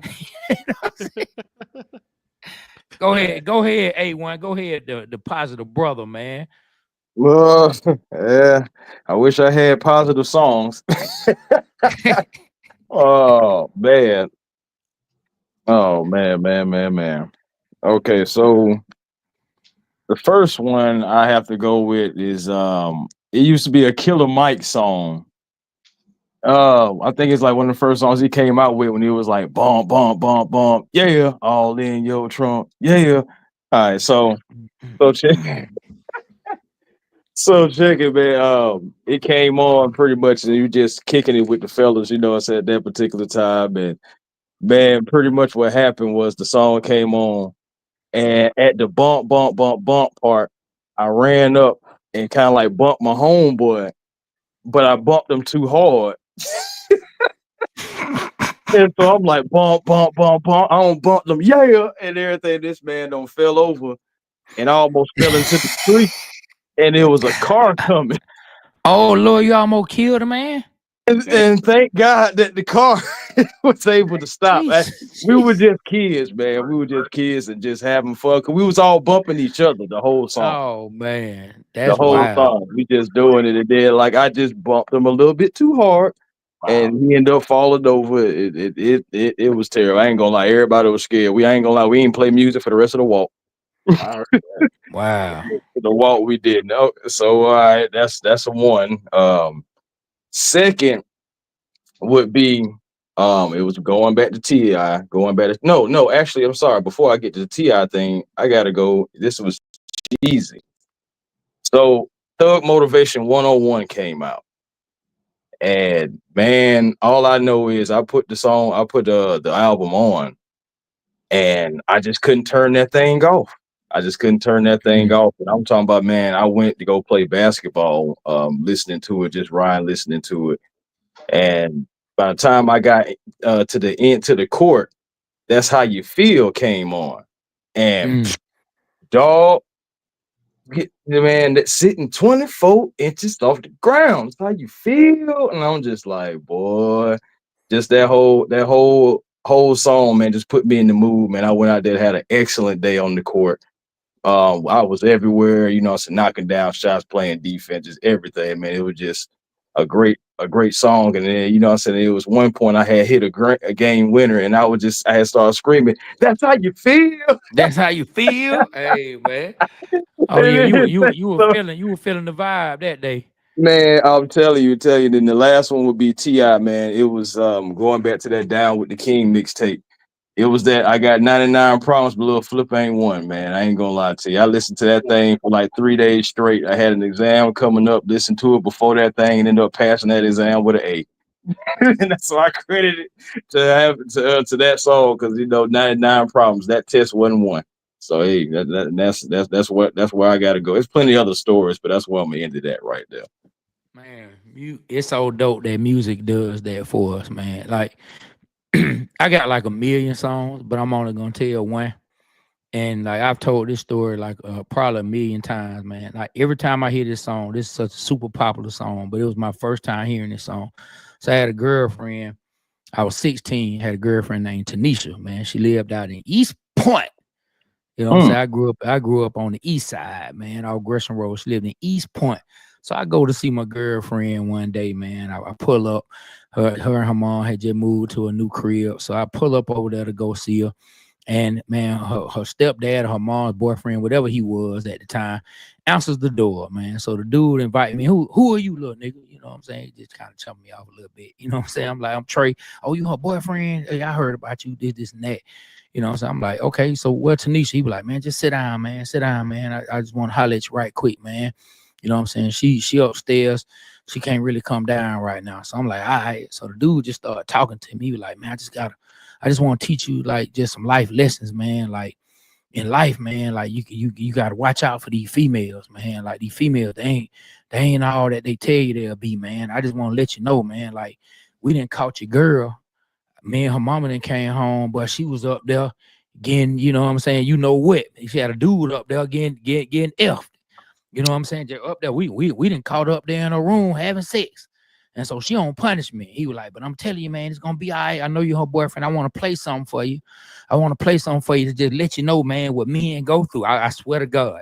This dude tells me that her mama then caught her having sex and he wants to play this song for me. He wants to play this song for me Right. so I can know that I'm not the only man who going through this. And I'm so confused because this nigga grown as hell and he drinking.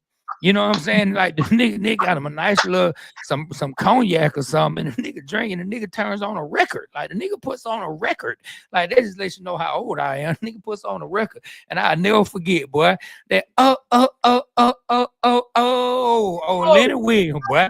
I'm talking about. So that's the first time I ever heard that song. As popular as that song is, first time I ever heard it. My ex-girlfriend, she was my girlfriend at the time when I was 16. I went over her crib. Her mama, a husband, a boyfriend, whatever you were, told me that she had then got caught having sex with a dude, and he wanted to play that song about heartbreak for me to let me know I'm not the only man who going through it. I know how you must feel right now, little. I know how you must feel right now.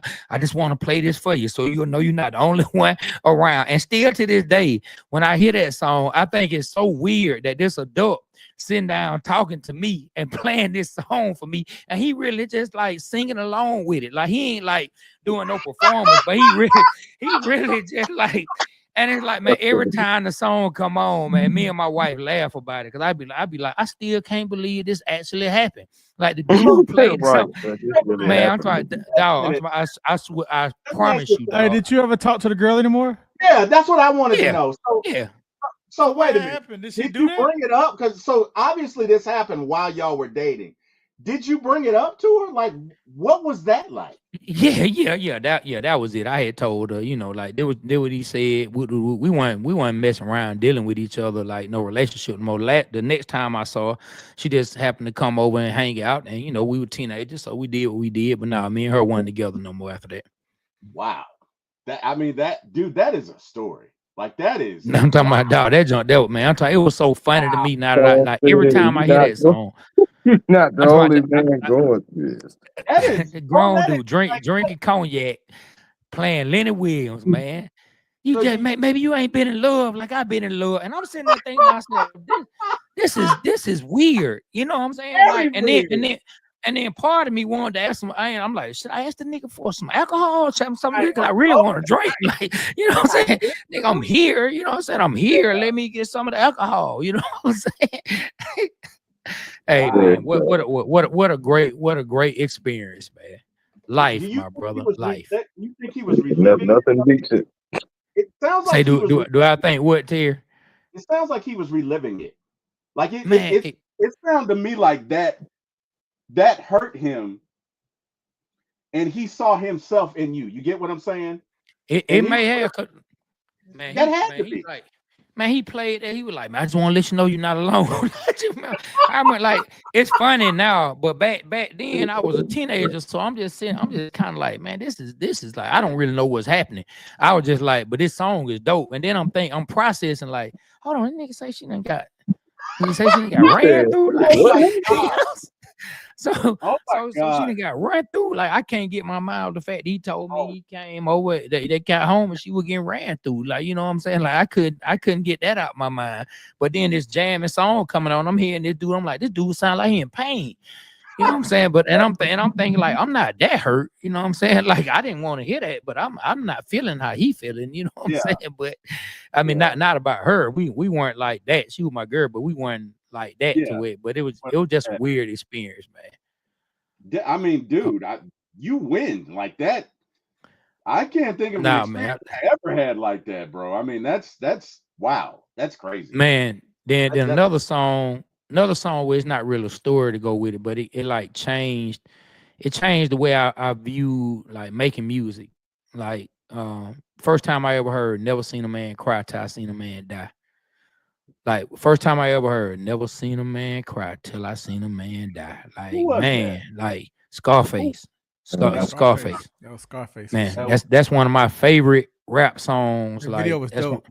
Man, when I tell you it was. It had old boy from Minister Society in it. Man, when I tell you that's one of my favorite rap songs, like if I could only put together a certain amount of songs Damn. that I could listen to forever, that song would be in my personal list of songs. Never seen That's a great. man cry till I seen a man die. I just remember when I heard that song, it changed everything I was rapping about. Like that time, I used to rap when I first started. I used to rap mostly about females. You know what I'm saying, getting girls and stuff. When I heard that song, I switched from that to just really rapping about everything I was really feeling in my life. Period. I was like, damn, man, what made him write that? Yeah. What made him think past the surface? You know, that changed the way I went into writing from that point on. Trey, let me bring this up. I feel like we said song. I'm gonna tell you album, an album that changed my perspective on life. It was Okay. 1990. I just graduated high school. Was trying to figure out, what I was gonna do. Like I know I had a scholarship to play football at Tennessee Wesleyan. Um, I had a girlfriend that I didn't want to leave. My best friend went to Albany State, and I just remember driving down over to by Avondale Mall in that area, like Columbia Drive. We was driving up that street, Mm-hmm. when it started going towards Avondale Mall. Now I know And what you talking about. it popped in the CD, man. It was me and Jack Boner, and it said, "Welcome to Death Row." Oh boy, And I heard Dr. the first Dre. time hearing that record. Yeah, I first time hearing that album, man, changed my life. Cause like back when I was in high school around that time, it was taboo to smoke weed. Like if you smoke weed, you was bad. They was the bad people. Like, you know what I'm saying? It wasn't really looked upon for me. You know what I'm saying? But then that album made it cool to smoke weed. So I was like, all right, I tried it out. I thought, hey, I'm gonna smoke weed. And then another thing was it was, and I excuse my language, you know what I'm saying? I'm just going by music, but like, women wasn't really bragging about giving head, you know what I'm saying? Yeah. But like they made it like Yeah. BITCH, so S, Yeah. you know what I'm saying? And it was like that was the end, and that's when it became acceptable. Call it's never acceptable. I have a daughter, but that's when society just Yeah. changed to me. Yeah. Like you start calling females the B words, weed. Everybody smoking weed is the cool, the chronic. You're doing this in college. Everybody just had chronic. Then everybody was selling it, smoking it, blah blah blah. And I feel like that album in itself just changed my life, and I feel like my opinion it changed society in a sense. I really do. That's Yeah. I don't know if y'all So remember that. before that, NWA did a lot of that. NWA NWA did a lot with they F did. the Police, all of Yeah. that. You know what I'm saying? It started the trend, but Yeah. that album just, No, I it was did. I got older. I was going to college. You know what I'm saying? For Yeah. me, now I'm Yeah. pretty sure for some people that was at my age at that time, NWA was the one. Oh But yeah. and then what they were saying, and it just was like that was a well Well, put together album. I think it channeled the rage of a lot of young African Yes. American men, Yeah. right? So I know for me, what's the name of that song? I'm strong as coffee. A brother like that better back up off me, yo, because these Mm-hmm. the time of the real false G's end up as toss G. In the song, Mm-hmm. right? Um, Mm-hmm. so real Always quick, into something. yeah, 1988, which I think what Boys in the Hood came out 87, 88, one of them. But I'm had to be 88. My cousin, my best friend, is graduating from high school. We're at the Burger King. We are everybody there is in starter jackets except for he and I because we're leaving a graduation, right? So we're in slacks. Everybody else is in starter jackets and afros and hats. Cop Mm. comes up to me, says, "Hey, do you know anything about a fight?" Hey, no, I'm sorry. He says, "Hey, boy, you know anything about a fight?" Now, this is 1988. I'm listening to Public Enemy, uh, NWA, Rakim, real militant, right? He called me boy about five Mm. times. Boy, you know anything about this? Hey, boy, and I'm saying to myself, and I had a smart mouth. I was a suburb kid. I wasn't used to I'm out here because Yeah. we went to the graduation. I went to Redan, which at the time was not the Redan it is now. You get what I'm Yeah. saying? Yeah. So I'm like, bro, this is shit I've seen on TV. I'm not used to this. I'm not used to dealing with cops. I'm 16 years old. Wait, Yeah. 17. And he's like, hey boy, don't lie to me. I ain't said a word out of my mouth. And I've been accused of lying. I've been called boy 38 times. And finally I couldn't take it. I said, hey, massa, we's free now. I know you don't know this because you probably didn't get your high school degree and your parents probably work at Walmart. Hell, if they work, and I know your mother doesn't have any teeth, but look it, we're free now. I'm Ooh. about to leave. It's 20 people out starter jackets. Do I look like I would be in a fight? No, I don't. Newsflash, I'm the one in slacks. Well, he didn't like that. He didn't I like bet that. he didn't. Not like that, not one bit. So next thing But I know, good for you though, Tier. Oh oh, yeah. bro, I couldn't believe it, right? The next thing I know, I get clubbed in the head, bam, right? Sheesh. And this cop is whooping my ass. And the funny thing is, I'm a suburb kid, so I got a little let me get your manager in me, right? Like, oh my God, my parents are gonna fucking sue you. I can't believe you're doing this shit to me. You and your oh my God, you're gonna be a security guard at Walmart. You're going back to I'm in the back of the cop car talking Oh, so much. oh, oh, man. And the funny thing is, it dawned on me Oh, mid hey curse man. because I'm calling him words. I'm so angry because I literally just stopped there to get a damn. It was Burger King. I didn't even want to go to Burger King. I want to go to McDonald's. It happened to be there, so I Where stopped where there where where where were you? Over off on Harrison? Candler Road back in the day Oh, you oh across. you were across from South DeKalb? Yes, Oh yeah, oh right. yeah, Mhm. man. Everybody went over there to fight, Yes, congregate, do it. Yeah, yes, yeah. yeah. So we I think we left Panthersville Stadium. We stopping to get food. It's Yeah, me, yeah, my kicking it. You girlfriend. kicking it. Right. Me, my girlfriend at the time, my best friend, his girlfriend, they're in the car.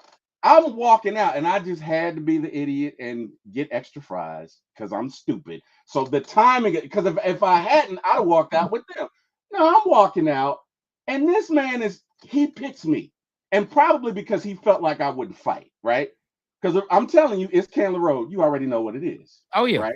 You oh come yeah. up to one suburb kid and you think you're going to bully him and I had a lot of mouth. So he's like, boy, don't lie. And I'm like, who you calling boy? Excuse me? That's wild. My parents probably make way more money than you like. I'm going off. That's wild. I'm going off, right? And I'm in the back of his car talking so much shit. And I realize he doesn't have to take me to jail. It's funny because like I'm going off and I'm like, I'm gonna sue you. You're never gonna work again. You're a bum. You're a piece of shit. And I realize I'm going off, right? And I realize he doesn't have to take me to jail. Like I could never be heard from again. And I got so humble so quick, and I ended up in jail. And of course, my dad was pissed because he was like, I was like, Dad, really, it was nothing I could do. I swear, Wow, nothing I could do, right? wow, But wow. my mom ended up going. The case ended up being thrown out because he was clearly racist. Because he charged me. So listen to this BS charge. He charged me with being individually gathered at the scene of a fight, Well, which is I never even heard of that. well, that's an oxymoron. How can you be individually gathered? Yeah, individually gathered. Like, how can I be individually? Who did I gather? Myself. So you're Who did saying I gathered myself who did you for the fight? That's fight? what I want to know. Who did you fight? Like that's But anyway, I bring that up to say that on the cusp of that, I really started to identify with NWA. Like you get what I'm saying? Like after that, because I was that cop beat my ass. It was him and another one. And it like I said what I had never experienced that before, right? I'm a suburb kid. You know what I mean? I'm walking away and he clubbed the shit out of me. And the next thing I know, I got two cops beating my ass. And I'm Mhm. of Wow. course my dad is like, grew up in Alabama and he's like, son, there's no excuse. You could have kept your mouth shut. Now, 54-year-old me probably wouldn't have done that, right? But 16-year-old me, in the face of clear bias, Like I literally didn't do anything. I'm just walking out and you pick me. And this man talked to me like it was 1942. Hey boy, hey, look at me in my Wow. eye. Hey boy, hey, don't look away. And I'm like, you are not my father, right? Like I Wow. bro, I got Public Enemy, Rebel Without a Pause, going through my like so many emotions are going, and I Yeah. just couldn't take it, right? I could not take it. So, but anyway, Wow. say all that to say, I can see why a lot of young African American men identify with that because once you have an experience like that, it changes you Mm-hmm. forever. You get what I'm saying? Like it One hundred changed. percent. You know what I mean? Even One even hundred though I'm percent. poor and I don't break laws, I pay my taxes. Whenever there's a cop around, I have a little bit of apathy. I'm not gonna lie. I have a little bit of apathy. And it's sad that we have to have conversations with our sons that say, hey man, 10-2. You know what I mean? Don't make any big move. You have to have that conversation with them. You shouldn't, Yeah. but you have. Yeah. So anyway, I didn't Yeah. mean to take it there. No. I'm Well, sorry. No. It's all good. Like you mm, talking about something that's very valid. I've had mm, my yeah, own situations. We can I can share those another day that we get on. But I have similar stories. You know what I'm saying, in the same similar areas. You know what I'm saying. Except I would probably was in the wrong in my situation. You know what I'm saying. yeah, yeah. Oh, I probably was in the wrong in my situation. But look, let me ask y'all a question, man. I hope Be Rich still on here, man. So I want to see if y'all think like me or if y'all think more like my partner. We had this ongoing debate. You know what I'm saying? Like me and Be Rich had this ongoing debate. Do you feel that your words, positive or negative, have an actual, like a real effect on if the Falcons win or lose? oh my God, where is my brother? Oh my God, he needs to be on here for this. We got into an argument over that. We got into holy shit, man. Get out of my head, Trey. Stop it right now. Get out of my Hey head. man, that So that's that's a, that's how we started going back and forth earlier because he was about to go there with that whole positive stuff when it comes to the. I just want to know what y'all think. And it's no right or wrong answer. I'm sure some of us are gonna agree to disagree. But do you believe that your words, positive or negative, have a real time Merry effect? Christmas, everybody. yeah, Yeah, Merry Merry Christmas. Christmas, everybody. Yeah, Merry Have a Christmas. Merry real Christmas. real effect on if the Falcons win or lose. Falcons, Hawks, whatever sports team, your team Um, wins or loses. Now I mean I don't think my words are gonna do anything either or, but I do have a thing about being in the building, you know what I'm saying, to try to support. I feel like a lot of times when I go to the games and whatnot, that so a lot of times the team actually wins. You know what I'm saying? Like I got a winning record being in the building, you know what I'm saying, with victories over losses, just but still my words though, I mean, I don't say things positive and we still lost. I don't say there's plenty of positive things and we still lost. I don't say it, some of the most positive things that I can say on about positivity and preach about it, pray over it, everything, and we get dog walked. So I mean, I don't think either way it goes. You know what I'm saying? For me, I don't think my words or anything do anything, but I do believe being in the building, you know what I'm saying, helps though. And I'm like, man, I go out there and support. So honestly, I'm gonna say yes and no. I'm gonna say yes and no. Stop straddling the fence, T. Will. Oh, I'm gonna straddle it like you know what. So my brother is a firm believer in energy. Firm believer, right? Um, he comments all the time that a lot of times when you go to the dome, that a lot of our fans are very passive. Now, I cannot say that that's been the case this year.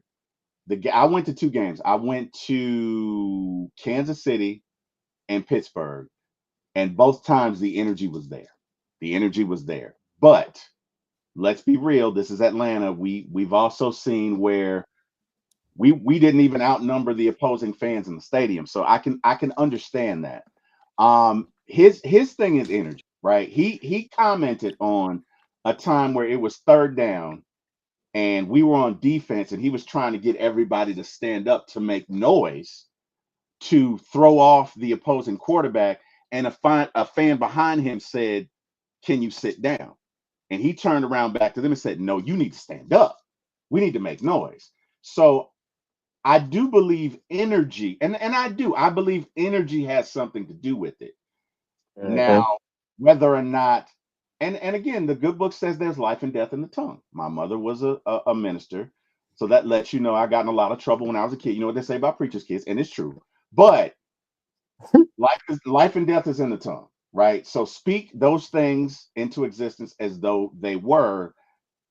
I'm kind of on the fence about it. The other thing is my brother is incredibly superstitious. So let me ask you guys a question, because really what we're talking about is superstition.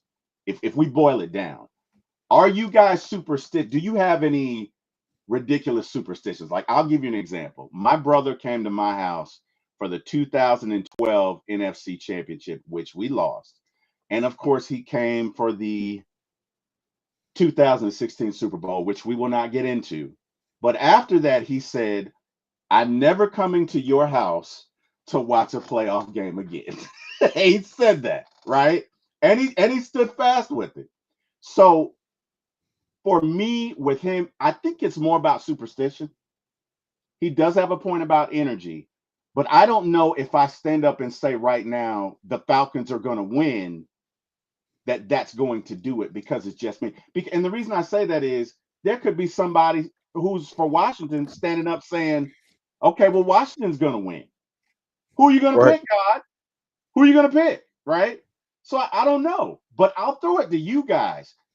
Do you guys have like a funny superstition that you do or whatever, like when it comes to the Falcons, or no? Are you not superstitious at all? When it comes to the Go ahead, Falcons, be for rich. me, no. Well, I'm not superstitious, but I do believe in the word, the power of the tongue. I do believe in the energy, and I feel like nervous energy when everybody's in there This projecting man, crazy. players. When I talked to when we interviewed B Mac and he was a player and he was saying that they can feel the energy of the crowd. I Yeah, never looked at it from a player's perspective, but perspective. I'm Yeah, always feel like if everybody's in the stadium, they have nervous energy and this or that. I think it portrays to the players on the field. And to your point, like DC, they have the same. Like people are saying that this. So I think it goes to the masses of who has the best energy or not. That's what and plus you have to have skilled players and stuff for that matter. But when it's an even playing team, I think the energy translates and helps them win. That's just me. You not superstitious, dog. I don't call myself superstitious. So you don't think believing that you can never split a pole is superstitious? I mean, that's just something I don't do. I'm not superstitious about it though. I do that. I do that. But You know but but what? why? I just don't do it. No, why? I mean, it has to be a reason behind it. That nobody just does something for no reason. There's a reason behind everything we do. Every last thing we do, there's a reason behind it. Just learn something I learned as a kid from watching somebody else, and it just Okay, and what did they say the reason was? I don't remember. Okay, I'm gonna let you have that. I didn't been on your head enough tonight. Let me just leave you alone. let me leave you alone, because I have some thoughts about that. You know what I'm saying? Okay. Yeah, Do that you have any that man superstitions? will that man will walk back 20 yards to not split a pole. I've I'll literally do the seen same him do it. thing. I if I can help it, I don't step on a crack. Even though my mother's no longer with us, but I still don't step on a crack. Um, and I'll be honest, I do have some superstitions when it comes to the Falcons. As silly as it sounds, and I know it's silly. I know it's silly, but it makes me feel better. So, and this is gonna sound so ridiculous. This is really gonna sound ridiculous. There's certain shirts I no longer wear because we kept losing, and I just don't wear them anymore. Mm. And I know it has no impact. I know this, but I'm compelled to not do it. Right? I mean, we Mhm. and all of us, most of us, I'm not gonna say all of us, but most of us have some sort of superstition. Not all of us. Most of us do, right? There's certain shirts I won't wear, and if I'm being really honest, and it's hypocritical because if you know me, I'm a cusser, but I try not to cuss the morning before Falcons game, which is ridiculous. I know, but I Wow. do. I do. Wow, T. It's a ridiculous And superstition. you I out know. there. You I out there, But my you guy. all the Ain't way even out there, T. no, Will. you out there. You out there. I am. So I so I have zero superstition when it comes to the Falcons. Hmm. Like No absolutely jinx. Just do none. your job. Yeah, I have none. Now I will say this. Now when it comes to the Hawks, say like if I haven't been watching the Hawks game, say like if I've been busy and I look up and I say, oh damn, the Hawks playing, that's right. And I go and I check the score. Say if it's in like the third quarter and the Hawks winning by like 10. I just close my phone. I won't even go watch the game. I'll say, well, they've been doing good without me. I just let them finish. That's Now, if that's a level of superstition, that's about as deep as I get. I'd be like, well, I ain't even gonna tune in. They've been doing fine without me. Let me just check the score later. You know what I'm saying? They've been doing, but when it comes to the Falcons, man, I don't have any superstition. I guess my thoughts on that when me and B Rich go back and forth are always this. First and foremost, I look at it like when it comes to a sport, me as a fan, I'm on the outside, right? The people who on the Mhm. field, the people who playing, the coaches, that's their real lives. And if we want to take it to you brought up your mother was a minister, we want to bring up, we can go ahead and throw what the higher power is, throw God in it. God is working in their lives. right. Like that's their those guys on both sides of the lines in those games. That's Yep. that's their walk in life that God is taking them on. Yep. Who am I to believe that my word or two is more powerful than what God has planned for their actual lives? Right. Just like somebody can wish bad against me all they want outside. But if I'm doing what I'm supposed to be doing, what God wants me to do, it don't matter how much somebody can talk bad or want me to fail. I'm still gonna succeed. Now I don't want nobody speaking death on me saying, Trey, you're gonna do it, being in here putting thoughts in my mind. But at the same Yeah. time, like a group of people wishing me to do bad is not gonna make me do bad. Yeah. You know what I'm Mm-mm. saying? Like, and I view sports the same way. So, like I say, me and B, we've gone back. I mean, this has been going on for years. You know what I'm saying? Like the first example, we were at a Falcons game. Michael Vick was our quarterback, and we were driving against the Carolina Panthers. And I said out loud, I said, Vic has to be careful. I said, Vic needs to be careful right here. I said, because Vic has been prone to fumbling in situations like this. Oh wow. Like that's exactly. I Oh said Vic. I said wow. Vic has to take care of the ball Uh-huh. because he has been prone to fumble in situations like this. And the very next play, I don't even think it was 30 seconds later. Mm-hmm.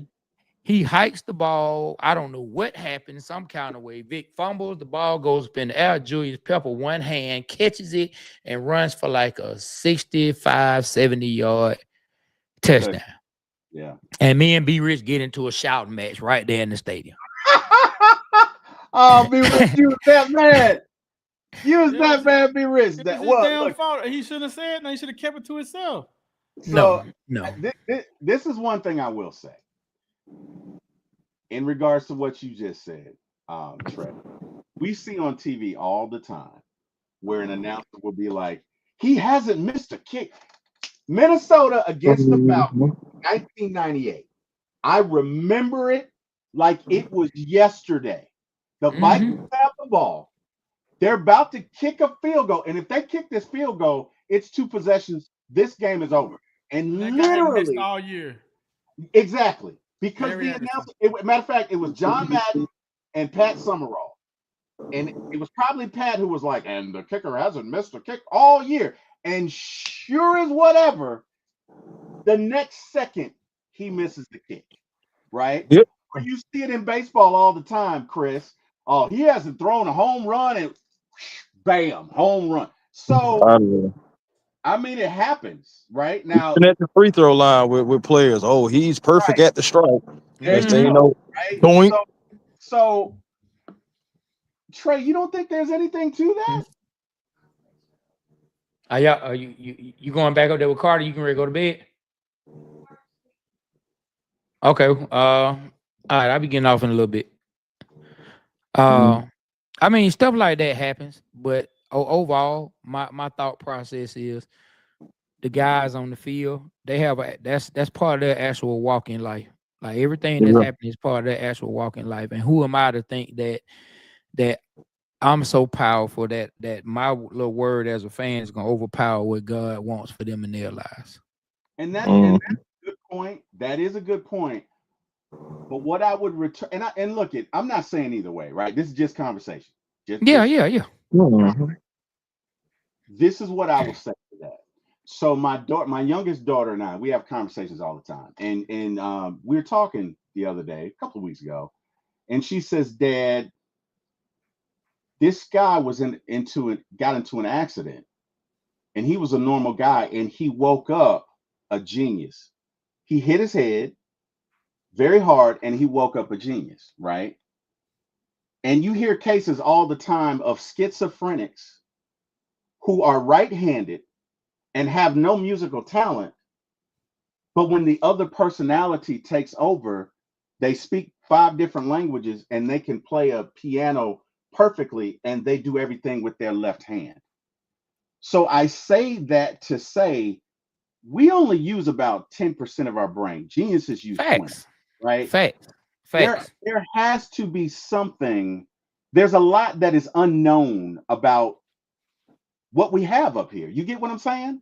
No, Like no, no. It is. It's a there's whole a lot. It's a whole lot unknown. This spirit wise. You know what yeah, I'm saying? It's a whole lot unknown spirit wise. I yeah, just my point to that still is just that hey, it's things going on with those people as well. You know, that's with God and they're walking in the spirit form. I just that's true. yeah, That I just that don't believe like me and B, we just differ. Like we look at life like this. If somebody tells me, well, if I was to tell him, hey, you see them two guys right there on the corner, man, they be robbing folks, man. Don't walk past them, man, because they probably gonna rob you if you walk past them. Don't go that way, go the other way. yeah. He feels if he walks past him and get robbed, he'll tell me I spoke that on him. Mhm. Yeah, I Um, feel you. he'll say you spoke that on me when my thought process is nope, you just didn't listen to the one and God sent your way. and both are both can be true. You get what I'm You know saying? what I'm saying? Like we Both, just see it different. So I like to yeah, hear other people's perspective because yeah, we just see it differently. So when it comes to the Falcons, man, I just be like, dog, I know God don't care about what I think about the Falcons because they ain't I just won be like, nothing. do your You know what I'm job. saying?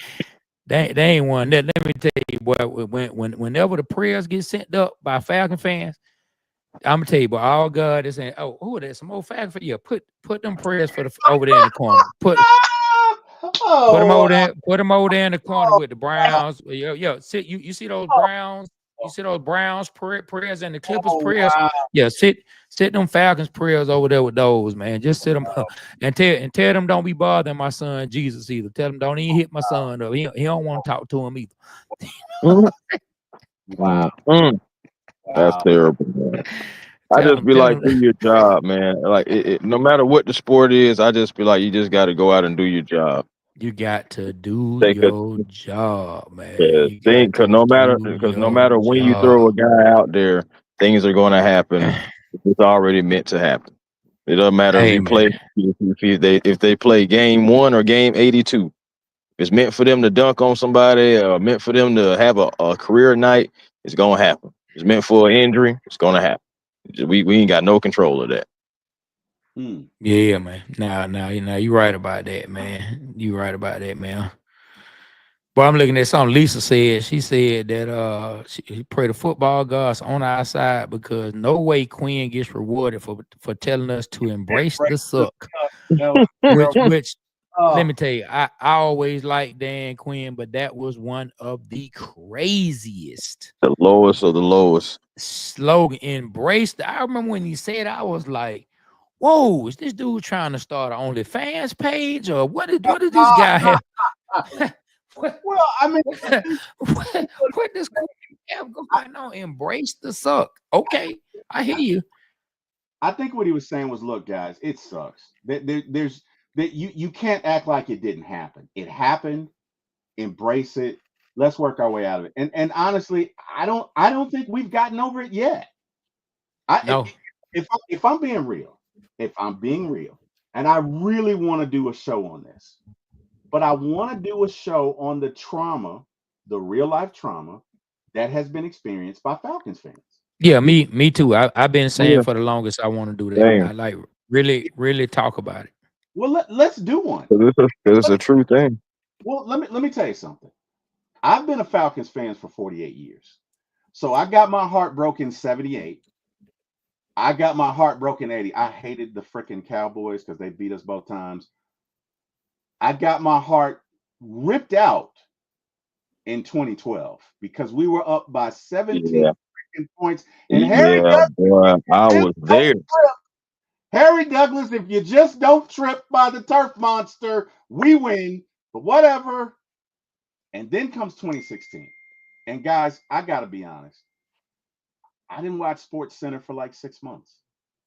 I didn't watch Sports Center for 6 months. I didn't watch the NFL network probably for about 4 months.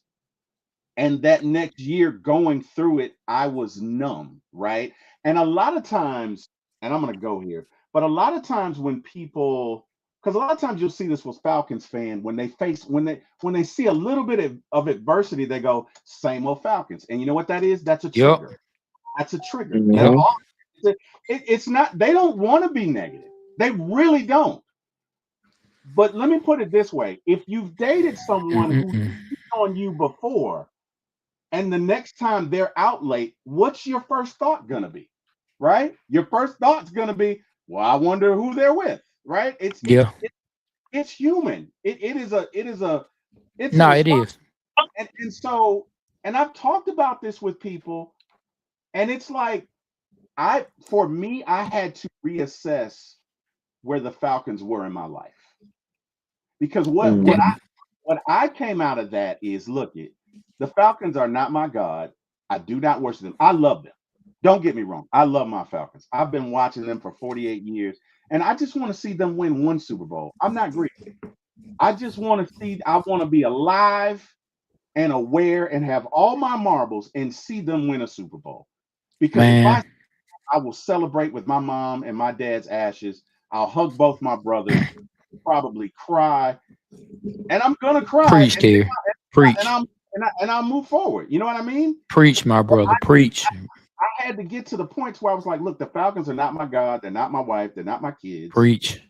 I had to Preach. put them in a place to where, look, if they're gonna lose, they're gonna lose. There's nothing I can do about it because Preach, my brother. 2018 was a catastrophe, and I was never comfortable. I'm sitting there with my brother, and we're watching it, and I'm like, Eric, we don't have a running game, and I'm worried about it. And this is when we're up 28-3.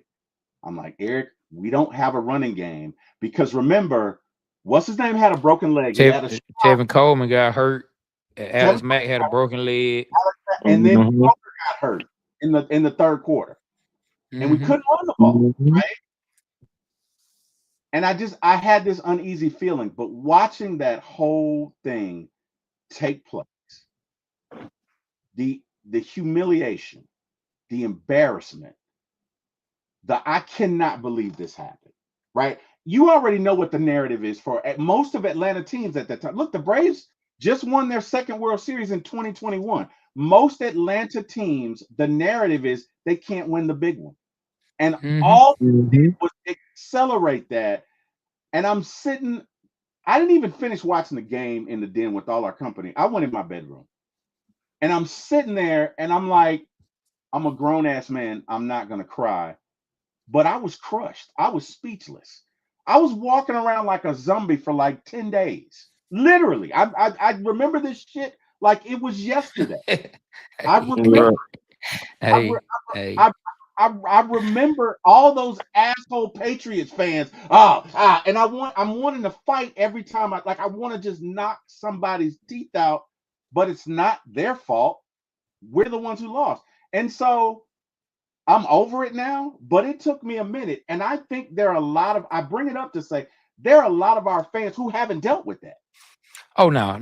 You are not wrong. You're 100% correct. So yeah, we can do something on that. Like I already have some funny stuff in the works. Us doing something around like the trauma that people go through when it comes to it. But as far as the serious stuff, I'm gonna say this and then I'm gonna go ahead and jump on it off. My wife say the kids sleep, so I'm trying to kick it with a little bit before she go to sleep on this early Christmas morning. Uh Yeah, yeah, man, like same. to your point, I used to plan my kids swimming lessons around if the Falcons were playing. Because at one point I could only get them lessons on Sunday. Right. And I had to get them at a time where I could watch the game. You know what I'm saying? Like it had to be. But I'm telling you, like I used to plan everything. Like, well, when the Falcons would lose, hey man, hey, what's the famous line? So what y'all about to do? Like Yeah. everybody got to go. I holler at y'all. I don't want to kick it no more. Don't nobody need to stay but alcohol.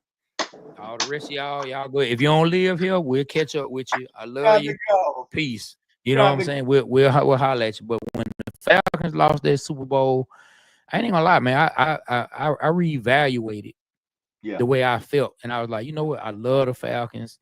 Like Mhm. I want to see them win, but it doesn't affect me the way it used to. It Absolutely. It can. that It can. like I joke about it. I do the skits. We have fun because I used to be that guy. So I tap back into how I used to be about it when I Right. make the skits and we make it funny. But like man, my day be the same as it was before the game It, comes on now. Like I go right on about my day. All right, so what we doing now? I just said I'm not gonna let them make me feel that way. And I tell you, and last but not least, I'm gonna go. But B Rich called me soon as that game ended. He didn't let me talk for probably about I ain't never heard him just talk nonstop. And every other word was a cuss word. Man, yeah. these motherfuckers, I'll never. I'm talking about he done cussed the Falcons out. So like he was so hurt. Yeah. He was so hurt. It Mhm. made me less hurt because I felt bad for him. And I was going through the same, I Mhm. was going through the same thing he was going through. But Yeah. he went to the game. But he was so hurt. Like I heard so much hurt, like straight up. I heard Yeah. so much hurt in his voice. It made me forget what I was feeling at the time. You know what I'm saying? Because I'm like, damn, boy, he really mad. But I was going through it, dog. I was going through it. And that's why I wrote the 28-3 poem about it, man, because that's what really happened, It's a So look. It is a. It should be an anthem, as far as I'm concerned. And the Falcons will never do this, but it should be an anthem to 2016 because it is absolutely how every Falcons fan who's still with us and some who are not felt that day. Like it was. yes. I look it. I could not speak for like I just and you guys know me. I talk all the time. I'm quite loquacious. I could not speak. I literally sat there, and it's like as you're watching it, you can feel this. You can. I don't care what anybody says. Uncle Momentum is real. You can feel it. You can feel it. When they Oh tied, yeah. I said it's over. When Oh, they when they came, tied the game, I was like, man, it's like let me it's tell over. you, when we had to punt the ball, when we had to punt for them to get the drive too tight, Yeah. I felt it was over then. I ain't Well, gonna lie, I thought it was over then. When we didn't get a score after that Julio catch, I said, damn, we're gonna lose this game. yeah. I said we're gonna lose the game because everything that had to go wrong was Did. going wrong. How you get a sack? And then everybody like Matt Ryan know he shouldn't have taken a sack. And everybody craps on Matt for taking that sack. Yeah. But people forget the very next play. Jake Matthews got called for a holding, and that's what knocked Yeah, us out of field goal range. Yeah. yeah. Well, That's what got knocked us. That's what knocked us out of field goal range. And then on that Y'all same was on it a little play, bit longer than me. But on that same play, Mohamed Sanu got face masked, and the Yeah, ref didn't even call call it. It Didn't should even have been call it. offsetting penalties. didn't Should call have it. been offsetting penalties, but it would have been interesting to see what Kyle. But you know what really hurts, man? On the set, Kyle, I listened to him on a podcast with Sean McVay and what's his name? Jake Long. Chris Jake Long. Long. That's Howie Long's son, right? Jake, not Yeah. is it Jake Long? Yeah, Chris. I think he Chris has Long, two. Chris Long, Chris Chris Long. Long, Chris He has Long, two. Chris They're Long, both- Chris Long. That right, Chris Long, Chris Long. The one who won the Super Bowl with the Patriots. He was playing for the Patriots that year, and he won with the Eagles the next year. Mm-hmm. Yep. So Chris Long. I would listen to a podcast, and you go look it up. I promise. Go look up Kyle Shanahan's interview with Chris Long. I wonder if I can find that shit. Go look it up. It's an interview with if I start going out, it's because I'm trying to surf YouTube, boy. My stream might be tripping. But go look it up. Kyle Shanahan on an interview with Chris Long and Sean McVay, and he talks about how when he called the play that they got the sack off of, he talks about how he knew that play wasn't going to work. He said when they came out the huddle, he knew it wasn't going to work. He said he was like, damn, this ain't gonna work. He said he knew it, but I don't know if that time he didn't have any more communication with Matt. I don't know if he was out the helmet at that time. But you got to hear him talk about it, dog. It's just That's crazy. it's frustrating to hear him say, soon as they came out the huddle and he saw the alignment, soon as he saw the way the Patriots lined up for the play he called, he said he knew it wasn't gonna work. What But gets Man, I got something crazy than that. Like, all right, What- I'm gonna tell you when I felt like we was gonna lose the game. And I know, you know what I'm saying, this is pretty early. Remember when we got all those holding calls pretty much all the way downfield on Yeah. defense? yeah. When they kept That on was calling holding calls against against Jalen Collins kept getting yeah, called for stuff. Jalen Collins. When that kept happening, I said, I had a bottle. I still remember I had a bottle of Crown Royal. And I remember I just turned it up. And I remember my girl at the time, she was asking, what the heck wrong with you? And everything like to because the way I turned the bottle up, I was like, I said, man, we finna go out bad. Dang, I remember saying to her, I said, man, we finna go out bad. That's And tough. then I remember it was other Falcon fans, and it was like, bro, what you talking about? We woot, woot, woot, woot, woot. I was like, bro, no. I said, we finna go out bad, bro. And I remember I went outside and I sat outside on the curb by myself. I'm gonna share something with you guys. I feel like, and again, there's no proof of this. Just me talking out of my you know what. But I feel like that game was set up, and I'll tell you why. I feel like the Patriots franchise, to a certain extent, has had a lot of help. Now, Yeah, they have. let me tell you why I say that. If you look at that halftime show, that is the longest halftime show in the history of anything. There was not one longer before. There has not been one longer since. Why is that important? Well, our center had a broken leg. Alex Mack, who was our star center, he had a broken leg. Anybody knows when you go through something like that, if you're going to play in a Super Bowl, they're going to give you a shot, right? How long does that shot last? Typically, About a half. 2.5 hours, 3 at best. That halftime show was at least an hour and 15 minutes. Why is that? There was nothing wrong with the lighting. There was nothing wrong, right? You don't have enough evidence? Okay, fine. 2001. What happened? What major event happened in 2001? Oh yeah, talk about You 9/11. already know 9/11. And the Patriots win it. Now, mind you, Belichick it's documented, he had all their plays, right?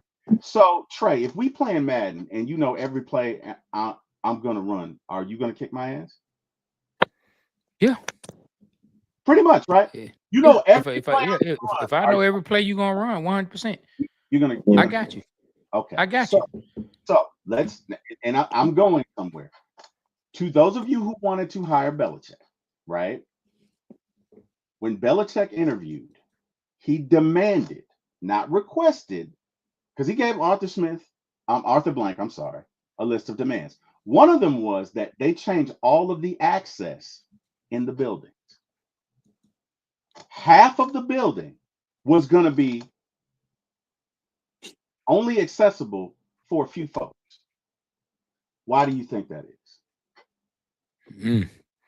So Take a so they guess. don't know what the hell going on. No, because they've been accessing other buildings in other franchise. They didn't just cheat in 2001, is what I'm saying. They've been cheating. Mm. You Yeah. get what I'm saying? They've been cheating. Now, look it. Am I saying that Bill Belichick is not a great coach? No. But who in the history of football has 6 rings and went to 9 Super Bowls?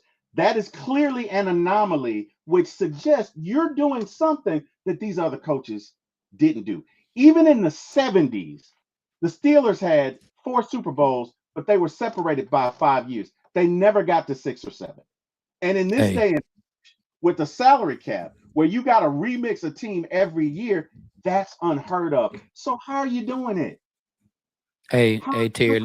Conversation. Let me say this. Then I really got to get off, and you can go Yeah, watch man. I'm this about to get up episode. out of here I myself. really do have to get off after I say that, and then I'm gone. You can devil's advocate to what I'm about to tell you is well, Belichick, maybe he just that good of a coach where he just prepares just for any and every situation, right? So, but I'm gonna tell you why I say you can play devil's advocate to this. If you look at the episode, I don't know if you saw it, where we interviewed William Moore and John Abraham. Have you seen the episode? No. Watch the episode where we interviewed William Moore and John Abraham. William Moore, this came out of his mouth. He got cut 2015, right? Mhm. He got and that off season was the year before 2016. We went to the Super Bowl, right? Yes. He Mm-hmm. said he got called up. What team called him up to interview him and wanted him on the team? The Patriots. Patriots. The Patriots. Roddy White got cut. Patriots. What team called him up and tried to sign him? Patriots. The Patriots. Mm-hmm. Guess what William Moore said Bill Belichick and the coaches sat down and started saying to him. He said that they weren't just talking to him about him. He said they started asking him questions about Vic Beasley. Like, so tell me about Vic Beasley. How does he like to like what pass rushing? Like, listen, this came out of William Moore's mouth. I Yeah. promise you. Like Mm-hmm. this what William Moore said. Belichick and them were asking him about Vic Beasley, and then they asking about kept asking about different Falcons players. Well, how does he like to do this? How does he like to do that? How does he like to do this? How does he like to do that? Now, for those who do believe in conspiracy theories when it comes to sports, that is that deep that it was already written that the Falcons were going to play the Patriots. I mean, that's crazy. You know, Yeah. I mean, however you want to slice it, and I'm gonna jump off. Think Yeah. about that. That right before they went to the Super Bowl, when we didn't play them in the regular season at all We At did not. all. that year, we didn't We did. play them. We didn't. I don't think we played anybody from their damn division that year. Yeah. I don't think we played that division at all that year. But yet he's asking for details on players from the Falcons, a When was this? team you're not even gonna see that year.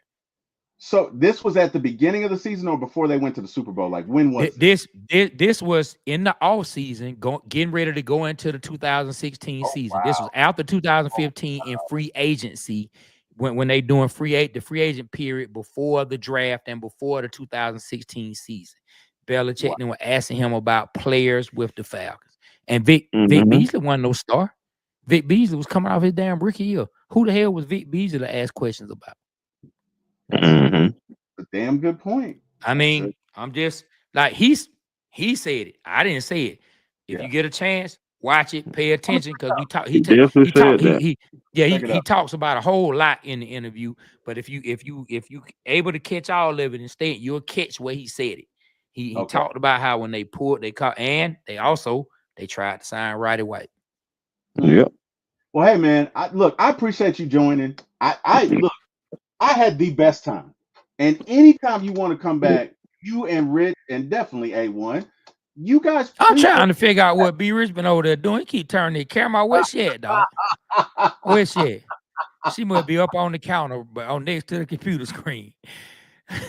Where's she at, man? Man, what are you doing over there, man? Let me Hey, get off because I'm gonna start back talking, man. I gotta go, man. all good, man. No, Hey, I'm gonna give you let's y'all set later, aside man. Merry Christmas too. yeah, Merry Christmas. Hey, seriously though, Trey, let's put together a show on trauma. Let's do that. Yeah, it's all good. It's all Yeah. good, man. Look, All right. y'all be safe, man. Appreciate y'all. Merry Merry Christmas, Christmas, happy man. holiday. Hope everybody Merry has a Christmas, blessed chat. Christmas. Stay safe, and remember what Christmas is really about. Give God thanks for you being able to live another day and spend time with your loved ones. Tell somebody you care about, you love you. And Amen. kiss your Let mama. them know you love them. Amen. Thank you. All Thank right. you. I appreciate Later. it. B Rich, you want to tell everybody where they can find you guys? Although I know they know, but can you tell everybody where they can find you? Yeah, man. Appreciate everyone tuning in. Y'all can find us on all platforms at Water Boys Show. That's TheWaterBoyz Show SHOW. Make sure y'all support us, man. Thank you, and thank you for having us on here, man. Oh, it was a pleasure, man. Anytime. Thank you guys. Thank you for joining me. Thank you. Thank you so much. Chris A1, tell them where they can find you, brother. Hey man, YouTube A1 Forever Sports, Instagram, Twitter A1 Forever, and the real A1 Forever on TikTok, man. You know, so always come through, like, comment, and subscribe, have a conversation. Appreciate you having me on as always, too, bro. Oh man, you know that. A1, you my guy, man. You my guy. And I just appreciate you showing up. I appreciate all y'all showing up. I know it was late. Thank you so much, gentlemen. Guys, you can find me at For My ATL Sports One. That's the number 4, My ATL Sports, the number 1 on YouTube. Please like, share, and subscribe. I want to thank God because I would not be here without him. Thank him for the opportunity. Thank him for me meeting you guys. Thank you to everyone in the chat. You could have been anywhere, but you chose to spend your time with us. We appreciate that. Merry Christmas. Have a happy holiday. Enjoy yourself. And last but not least, thank you to Mr. Jack Spade and Mr. Eric Parker for giving me my shot on this business. Guys, rise up, and we'll see you when we see you. Thanks, everybody. Good night.